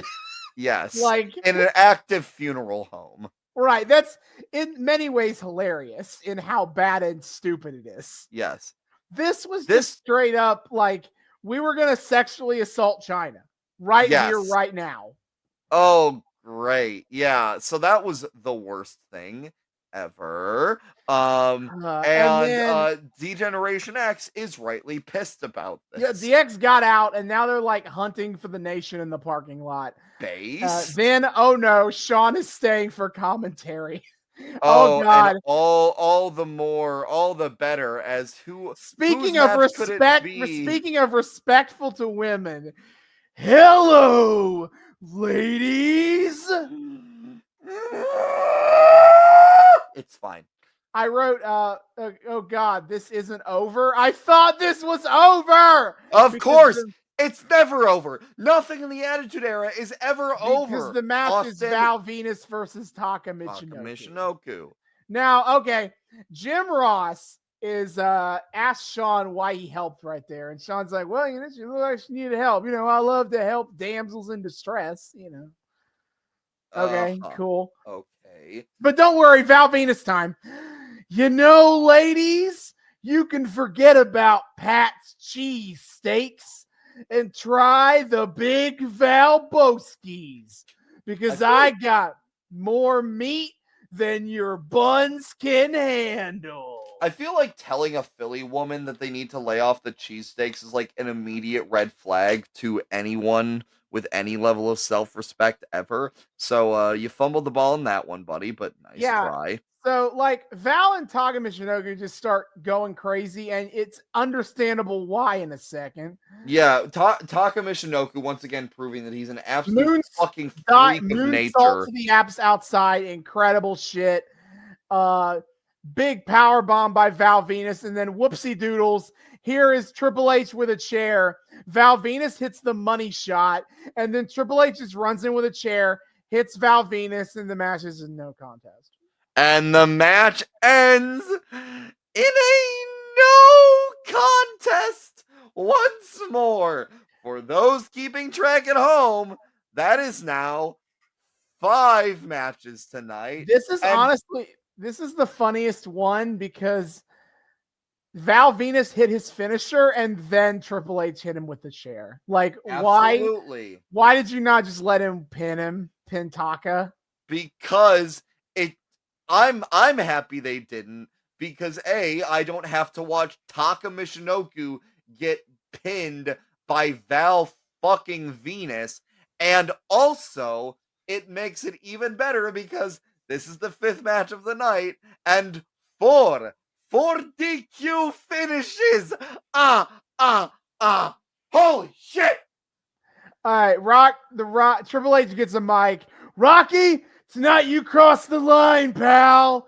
At SummerSlam, your role is gonna be real clear. You are gonna be my bitch. Yeah, extremely Triple H, historical respecter of woman. I actually laughed because it took me a second when your role is gonna be real clear. Like, yeah, I like that. Because it was Rock earlier being like, women need to shut up and well, no, it's because The Rock is always like, you know your role and shut your mouth. Yeah. Is he's I didn't realize it was a catchphrase. I thought he was just being misogynistic. No, his catchphrase, know your role, shut your mouth is one of The Rock's catchphrases, and Triple H is like, your role is gonna be real clear. Well, that's a good line. Thank you for that trip. And then Triple H angrily takes his shirt off as he walks back up the ramp. Yeah, sure, why not? The as you do when you're angered is just take your shirt off. Finally, someone save us. Gangrel, save us. Gangrel, yes. X-Pac versus Gangrel. I wrote, please be a real match. Bump. Please be a real match. Spoiler alert, it was not. Okay, so some commentary notes from before the match. Jerry Lawler goes, whatever that is in that goblet, you know what it is. They still won't say it's blood. But then this is just like JR being very confused about what the purpose of the cage hanging above their heads was for. Well, gee. Yeah, but then Jerry turns to Sean and he goes, hey, remember the Lost Boys, Sean? I laughed at that. The Lost Boys, a big vampire movie from the 80s. Oh my god. The Lost Boys, Lawler thinks he's being subversive right now. I laughed at that one. Gangrel jumps X-Pac before the bell. X-Pac fights back with a drop kick. Sean goes, that's going to knock out a Fang or two. Oh my God. Thank you. Sean. Yeah, well, it's funny too because like so Degeneration X's video package whenever they enter, it like it flashes between their entrance down the ramp and like their pre-taped video package for their entrance, and Gangrel fucking wallops X-Pac during the intercut opening video. So we're flashing between like the DX entrance video and X-Pac getting his ass kicked by Gangrel. Um Epic fucking moment in the match where Gangrel runs the ropes. X-Pac leaps over him and proceeds to fucking like roundhouse kick Gangrel. He like spinning kicks him. It was fucking sick. It was sick. Jumping spinning kick. It was sick as hell. Yeah, Edge is in the crowd. Here, brooding, some may say. Adam Copeland is in the crowd. Adam Copeland is in the WWF. And X-Pac Jarrett is here. Wait, before that though, I have to say this part. Okay. X-Pac gets Gangrel in the corner, and X-Pac does the Bronco Buster. And as he's doing the Bronco Buster, where you again, to make sure everyone at home knows, it is X-Pac aggressively humping a man's face. That's Absolutely. The Bronco Buster. And you got Sean jumping, going, yeehaw, rat him, cowboy. Thank you. Thanks, Sean. Thank you, Sean. And then, yes, Jeff Jarrett is here, and El Kabong's X-Pac for That's Right. In full view of the referee. Oh, my God. Our sixth and final match of the night. And I'm not even doing the voice. 5 fucking DQ finishes tonight out of 6. This is beyond parody. Vince Russo hates wrestling. This is terrible. This is awful. Everybody in that crowd deserved a fucking rematch. Holy fucking fuck. I can't believe what I just watched. What is this? Well, you're taking the mental breakdown well, I see. Why? Triple H and Chyna run down to run off Jarrett. Jerry Lawler asks Jim Ross what Jeff Jarrett's guitar says, and JR's like, well, now my mother is watching. So, I think it says, don't PO me off. Sorry, Mom. Yeah, and then I think either Sean or Jerry's like, well, don't make me mad. That's what that's what it said. That's what it says on the action figure. Yeah, of course. And then after the match, Edge jumps Gangrel. Because one interference in our final match of the night wasn't enough. We need 2. Edge jumps Gangrel after the fucking match. Sure. Brawl for All is up next. Fuck me. But before that, we get backstage. Undertaker is rolling a casket. Spooky. Yeah, and then I wrote AEW. Well, also we see Bradshaw aggressively. So we get a split screen backstage between Bradshaw and Bart Gunn. Bradshaw's like aggressively shadowboxing, and Bart Gunn is sitting on his ass, looking bored out of his fucking mind. Okay, and then we also get a shot of AEW Collision commentary. Kevin Kelly and Dr. Tom Pritchard.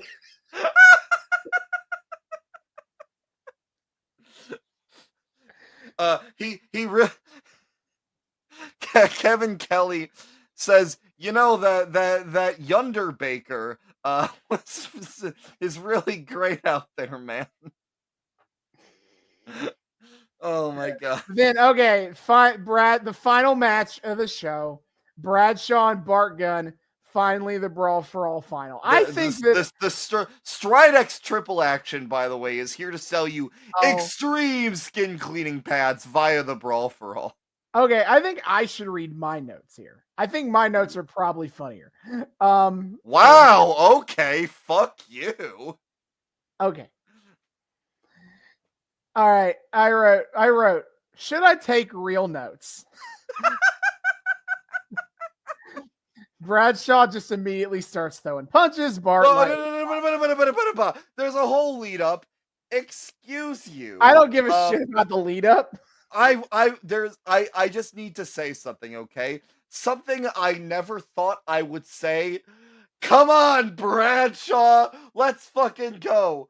Bradshaw is here in full bar fight mode, and Bart Gunn is here, unfortunately for Bradshaw, in full fucking Terminator mode. So, yeah, so Bradshaw proceed. immediately is just start throwing punches. Bart is lightly blocking them. Bart Gunn with a big right hand to Bradshaw. Bradshaw barely gets back up from it. The ref asks Bradshaw if he's good to go. Bradshaw says he is. Bart Gunn immediately knocks him the fuck out. LOL. Yeah. First of all, I do wonder how many beers Bradshaw had before going on tonight. I guarantee it was a non-zero number. So many of these fucking I think this is the first Brawl for All match that doesn't go to the last round. And it ends before the first round is even over. It's hilarious. Bart Gunn just fucking knocks him out. I was rooting so hard for Bradshaw to get the upset here. Bart Gunn was already the upset, so it's an upset over an upset. But I was so rooting for Bradshaw to get the upset here just to spite Vince Russo. But no, Bart Gunn just murders Bradshaw in like 20 seconds. Vince Russo's dumb fuck reasoning for putting on this whole thing is validated. He has learned nothing. Fuck you. I hate everything. Bart Gunn is gonna be okay. We get to watch Bart Gunn's corner man take the gloves off because honestly, now we got to fill some time. This is bad. They were like, oh shit. JR on commentary, or no, I think it was Shawn Michaels on commentary. He says, "Are you gonna see this anywhere else?" Well, after this week, you're never gonna see it here again either. Jim Ross and Shawn Michaels try to hype up. This is, Bart Gunn. He's opened a door for exciting new career opportunities, which LOL. Yeah. No, he has not. As a matter of fact, I am gonna prove that. I'm just going to read Bart Gunn's Wikipedia page after the Brawl for All. Okie dokie. Please. Don't worry, it's only 2 paragraphs. I don't have to go that far. Yeah, because fucking JR, I bet you anything, JR went backstage and Politic buried him. According to his interview in the Dark Side of the Ring episode on Brawl for All, he sat There's a Dark Side of the Ring episode on Brawl for All? It's like one of the first 2 or 3 episodes. It's season 2. It's one of the first episodes of season 2. He sat home for months following this after being told by Vince Russo that WWF Creative had nothing for him at the time. Despite this, while still under WWF contract, Gunn would sign with All Japan Pro Wrestling in October 1998, wrestling there for 3 months up until January 1999. During this time, he also worked in the independent circuit. After returning to WWF television in February 1999, the WWF sent him to be trained by Ray Rinaldi, notable for training Mark Marrow, great, for a WrestleMania match against Eric Butterbean Esch. If you don't know who that is, Butterbean was a kind of a celebrity boxer at the time, famous for being he's this big, huge dude. He's pretty hefty, but he also knocked people the fuck out. He had appeared in wrestling before, knocking out Mark Marrow, of course.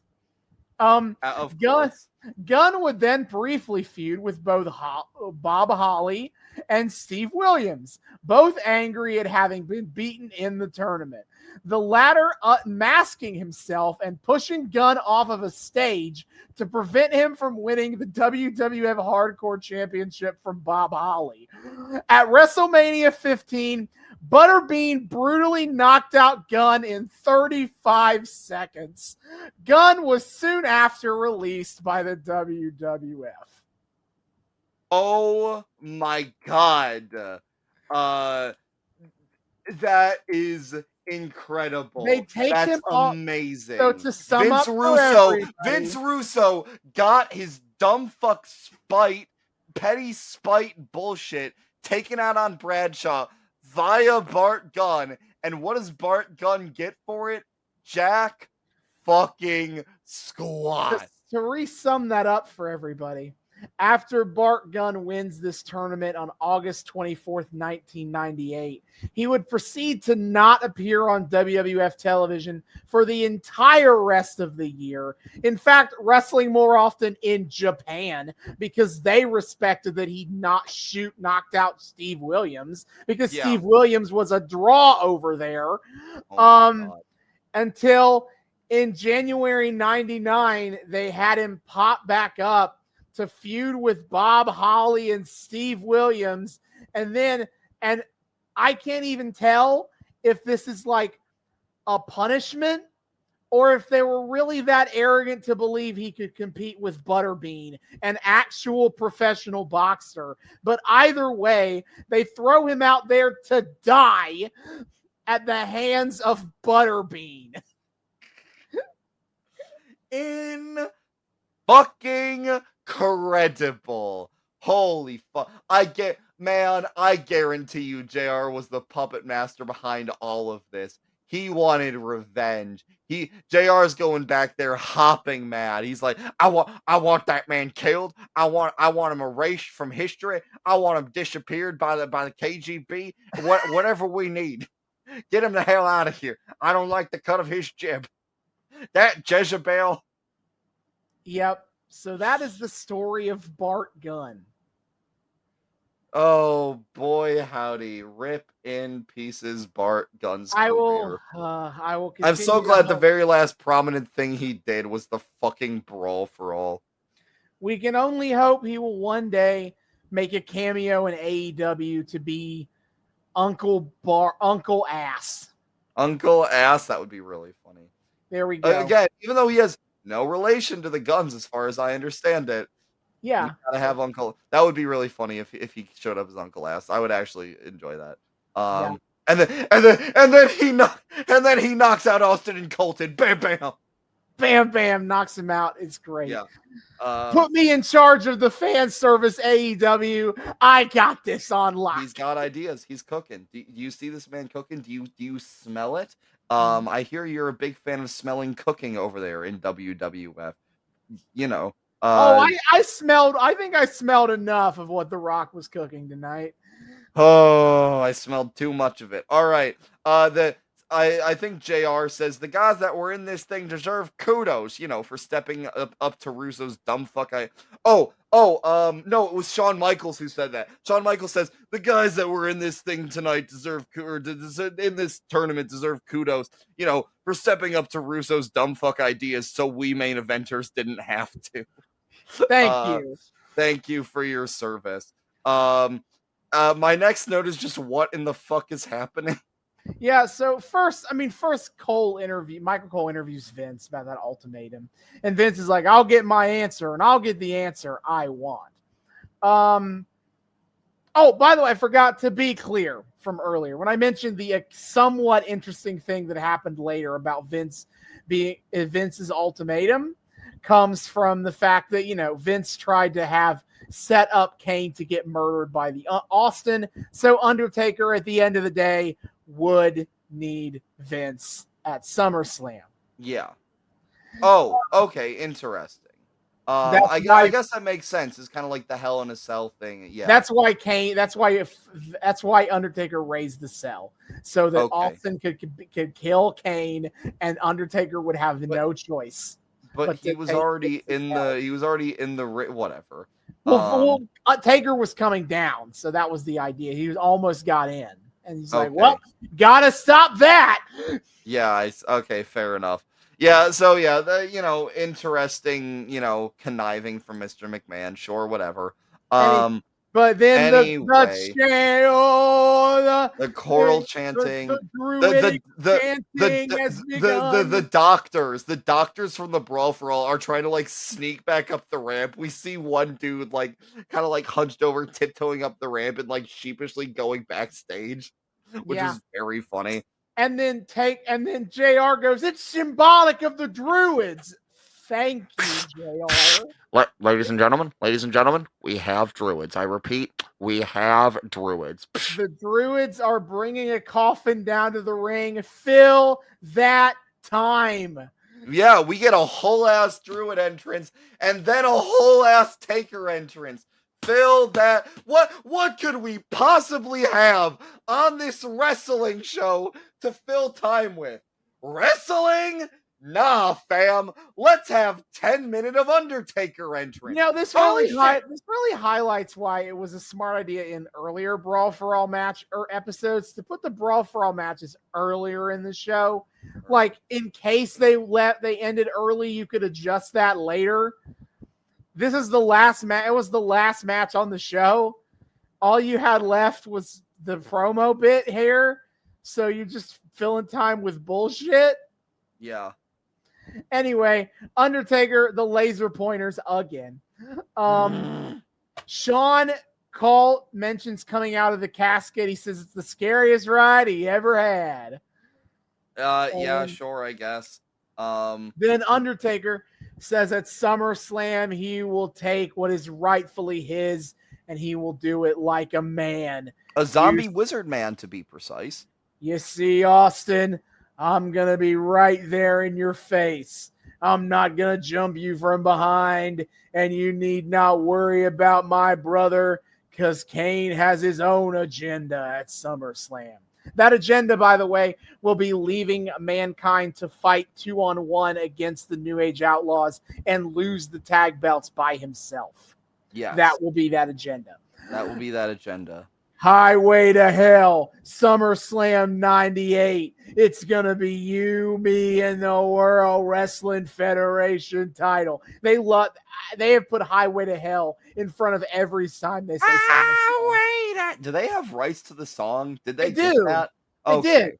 It'd be really funny if they didn't. I mean, you can't listen to it on the network anymore, but they did get the rights to that song for that. That is hysterical. But tonight you decided to make this personal. Don't you understand, boy, that when you jumped on Kane, you jumped on me? Thank God. Hey! Thank God I have never seen The Undertaker feud with a black man and call him boy.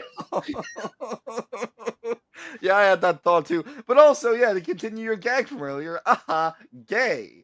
Yep, you jumped on me. As I wrote in my notes, kinky. So what I would like for you to do, Stone Cold Steve Austin, is take a ride on the highway to hell tonight. And Vince man comes out and he's basically like, fuck that, friend or foe, fuck Austin, answer me. Taker stares at Vince. Vince gets a smug smile and goes for the handshake like an idiot. Like a dumbass. And Undertaker choke slams Vince. JR goes, they're not friends. Happy birthday. Thank you, JR. Stone Cold comes out of the fucking casket. He goes in the ring, and then Kane, not 20 seconds later, also emerges from the casket. How did they kinky? Damn, they were both just hanging out in that casket. They were having what is it, 7 minutes in heaven? They were having 7 minutes in hell in that casket. Let me tell you. They were both in that casket making babies, and then the baby was looking at me. He's looked at me.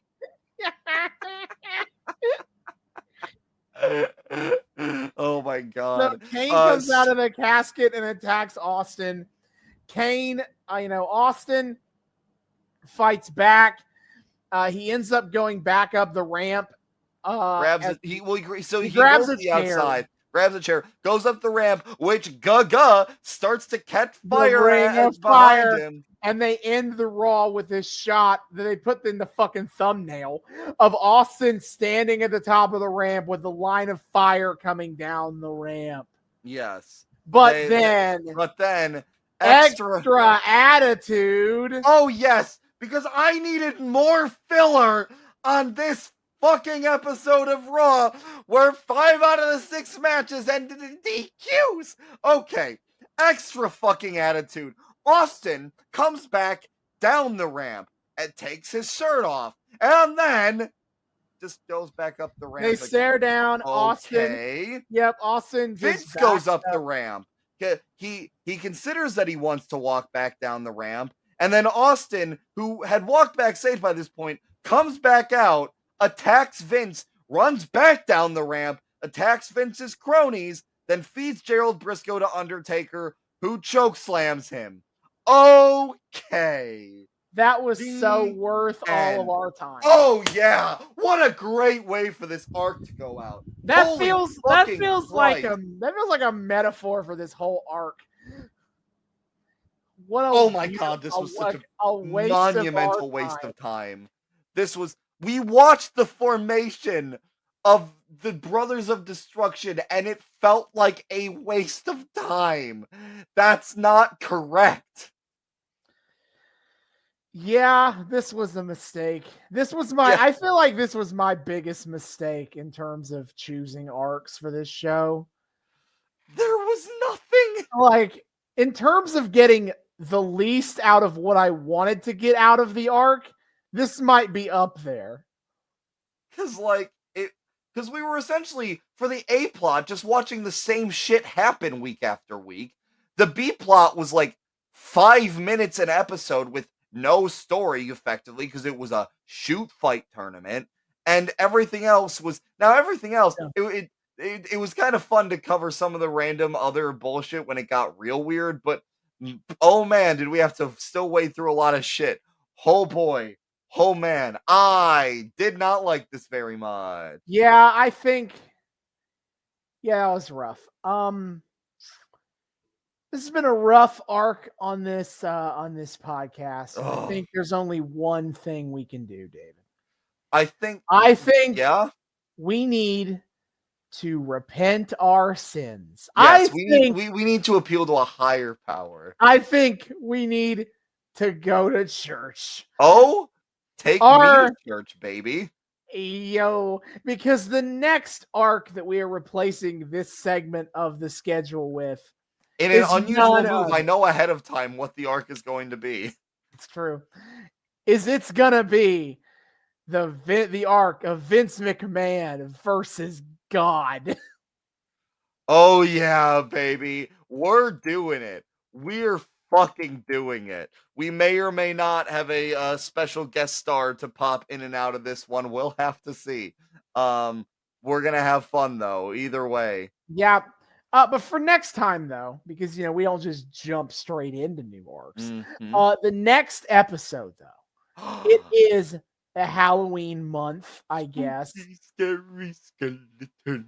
We didn't do a Halloween episode last year. We did it, and it made me sad. And so I applied my powers of backstage politics. David begged for this one. Austin was trying to pull some bullshit on me, and I said, that's not gonna work for me, brother. Yeah, so we're going to, thankfully, there's an entire line of Halloween-themed pay-per-views. Yes! And so we are going to WCW.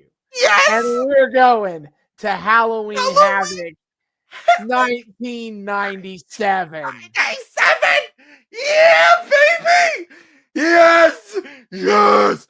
Yes! I am so happy. I am so happy. I mean, I know why you're happy, but you should probably temper your expectations a little bit. What the fuck do you mean? I am here for one thing and one thing only, and everybody in the universe has told me that one thing only is one of the most legendary wrestling things of all fucking time. I don't need to temper my expectations. I get a legendary match, and I get people dressing up in goofy ass Halloween costumes. That's all I fucking need. All right, you say so.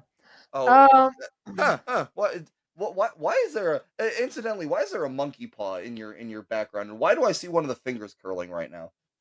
oh, you'll see. You'll all see. Um, that's for next time. Until then, David, hit the plugs. Oh God! All right. I just drank the last of my water, so we're gonna try to chug through this without destroying my voice. Okay. Hello, dear friends. Thank you all so much for joining us on yet another episode of the Noobs and Knockouts Podcast. We are so delighted to have you here. Returning listeners, viewers, what have you, you know the drill. Thank you all so much for once again welcoming us back into your eardrums, your eyeballs, whatever the fuck it is used to consume our content. You know the drill. We love you guys. Mwah. I blow kiss. Hey, new people. Hey, hi, how's it going? Welcome to the show. We here at the Noobs and Knockouts Podcast like to think we are friendly to both noobs and knockouts alike. So whether you're brand new to the wild, wacky world of wrestling or you're a veteran of all the weird bullshit, either way, we hope you've had a great time here. We hope everything feels accessible to you here. We hope you want to keep coming back to have a great time with us week after week after week, and I will tell you all the ways that you can do so. First of all, of course, you can find us on YouTube. We are the Noobs and Knockouts Podcast on YouTube. Hit subscribe, ring that bell, make sure it turns a nice little solid color so you get notifications every single time we drop a brand new episode. Give us all that sweet engagement, helps out the channel immensely. You know, check out all of our playlists. Austin was kind enough to organize all of the storylines that we follow into their own separate playlists. We are so if you want to follow something all the way down without having to skip around a whole lot, you can do that there. It's great. You can also see our beautiful, wonderful faces, my epic drip. And you can see for yourself whether or not there's actually a monkey paw in the background of Austin's thing. All signs point to maybe. But if you are a fan of the audio only experience, we've got you covered as well. You can find us on 3 of the best places to find your podcast: Noobs and Knockouts on Spotify, Google Podcasts, and Apple Podcasts. Come check us out there.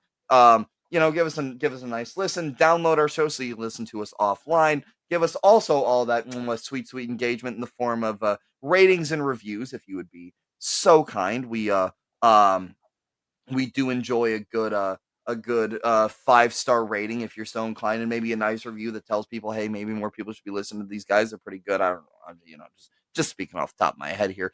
And just generally enjoy our show, whether it be visually, whether it be the audio experience. Check us out, Noobs and Knockouts, YouTube, Spotify, Google Podcasts, Apple Podcasts. Of course, this is not the only place in the interwebs you can find us. We do exist past this little void that we find ourselves in week after week after week. You can find us primarily on some social media. Our main channel, of course, being Twitter at Noobs and Knoxpod on Twitter. That's at Noobs the letter N Knoxpod on Twitter. Come say hi to us there. We do the whole Twitter thing, memes, discourse with the terrible ass IWC. We'd put up a post every single time we drop a brand new episode, so you guys always know what the hell is going on. Highlight of our Twitter is, of course, weekly wrestling live tweeting, which is on a slight bit of a hiatus due to the fact that I am the main weekly live tweeter, and I am currently in rehearsals for a show until like the last week of the month. Currently on hiatus, but on October 25th, we will be back, baby, with weekly wrestling live tweeting on Wednesday nights at 8 p.m. on TBS, watching What Else? AEW Dynamite. Also, when I get the time, which is not terribly often, but, I try to at the very least, you can catch us on Friday nights sometimes at 10 p.m. Eastern on TNT watching AEW Rampage. It is the show that y'all been waiting on, can confirm. Many people are saying this. And sometimes when we have time on Saturday nights on TNT at 8 p.m. Eastern, we are watching and tweeting about AEW Collision. I haven't gotten confirmation, but I hear that Saturday nights may or may not be all right for fighting. Crazy concept, I know.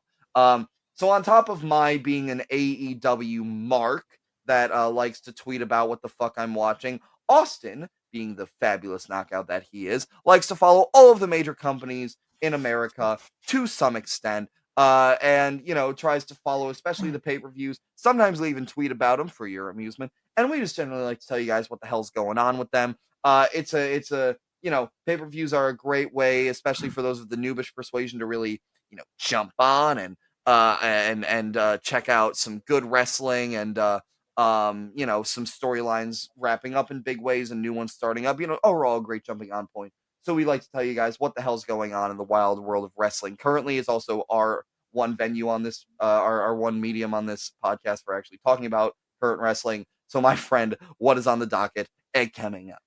Right. So first, for Impact Wrestling, if you want to watch Impact Wrestling on a weekly basis, you can do so. Thursdays, 8 p.m. Eastern on Access TV, or for $1 a month as a YouTube subscription, you can watch Thursdays, 8 p.m. on 8:30 p.m. Eastern. And they have Bound for Glory coming up on October 21st, just a couple weeks away. You got fun time. You got Alex Shelley defending his Impact World Championship against the man who never lost the belt, Josh Alexander. You have crazy ass Will Ospreay versus Speedball Mike Bailey. Truly a goated all-timer kind of a match here. Then you get Trinity versus Mickey James, the Heart coming back for the Knockouts World Championship. The Call Your Shot, the 20-person intergender Call Your Shot Gauntlet. The winner gets a trophy and a contract they can invoke anytime within 1 year for a championship match of their choosing. It's like Money in the Bank, but it's a gauntlet match instead. And it's intergender, which makes it 10 times more based. Fuck yeah. There's already like 3 women in here, and they've only announced half the field. The Rascals defending against the ABC of the Bullet Club, Ace Austin and Chris Bay, and everyone's favorite fetishistic knockouts world champions, tag team champions, Killer Kelly and Masha Slamovich. They really like chains versus Deonna Purrazzo and Tasha Steelz. Bruh, there are so many women's matches on this pay-per-view. It's wild. There's like 2 women's matches for titles, and a bunch of women are also in a big gauntlet match. Practically the whole division is going to be on pay-per-view. Isn't that's something? That's exciting as hell. Yeah, if only other, some other company that might be in a little bit bigger stage than Impact could really take notes on that, I think. That is a ridiculous notion. I have no idea what you're implying, and I would appreciate if you stopped that right now. Anyway, WWE is up next. You watch Raw on Mondays at 8 p.m. on USA Network, and SmackDown's at 8 p.m. on Fox. And then speaking of women's rights, their next show is Crown Jewel in Saudi Arabia. Hey yo! Pew, no, pew, pew, pew, pew. November 4th. The Saudi Vision 2030 continues to be going great. Yeah, baby. That's really good. WWE was trying to get Cristiano Ronaldo involved in this one, apparently. Sure, I guess. Why not? Well, yeah, because he's in the Saudi Pro Soccer League. Oh, cool. And Cristiano Ronaldo, one of the greatest soccer players of all time. Yes. Right. John Cena will be there as well, allegedly. Who gives a shit about the John Cena at Crown Jewel? He's gonna be on fucking NXT, baby. Let's go. Yeah. I should pivot and talk more about that. Seriously, that's far more important than whatever the fuck is going. Yeah, you can watch WWE pay-per-views on Peacock. It's November 4th if you're really feeling up to watching Saudi Arabia. Feeling up to giving any kind of implicit support to the Saudi government. Yeah, it's fine. And then for AEW, their next pay-per-view on November 5th. November 18th, excuse me. I read 5th because it's the 5th annual Full Gear. Full Gear. That's exciting. Right now we only got one match, but what a match it is. It is MJF versus Jay White for the world title. It's breathed with the Switchblade season. Oh yeah? I want to believe. I think I believe that it is nobody is on the level of the Devil season. However, we can check the calendar later. I mean, there's a compelling argument the next AEW champion should be like Swerve, but on the other hand, like Jay White, the Bullet Club Gold is awesome. Oh, they are phenomenal. But I guess to be fair, can you imagine like Prince Nana's dancing when Swerve beats MJF for the title? That would be insane. That would be fucked up, but also awesome. Anyway. Yeah, that is what is on the docket coming up.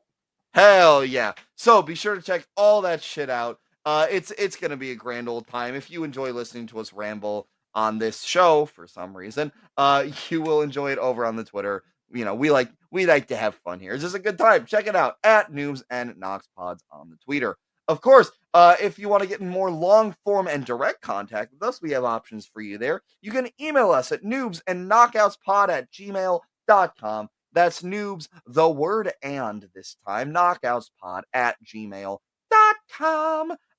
Come say hi to us. Tell us what you think about the show. Tell us things you want to see us cover on the show. Start discourse with us about how based or stupid our hot takes are. Just generally make convo, say hi. We love people saying hi. We would love to say hi back. Noobs and knockoutspod@gmail.com. And of course, finally, if you're feeling a rather generous, you can also find the Noobs and Knockouts podcast on Patreon. The link for that is in our Twitter. $1 a month, just a simple little dollary do every month, gets you early access to episodes and a shout out at the end of each episode. Shout out to, as always, friend of the show, the sugar daddy, Kyle Smith, for being so supportive, so wonderful. We love you, buddy. Even just a single $1 pledged a month is a tremendous, means a lot to us, helps out the show more than you realize. We just love it. So if you're feeling a little generous and you want to enjoy your perks along with our boy Kyle, go ahead, just a single little dollary do over on Patreon. Noobs and Knockouts Podcast on Patreon. The link for that is in our Twitter. See y'all next time. Hasta luego.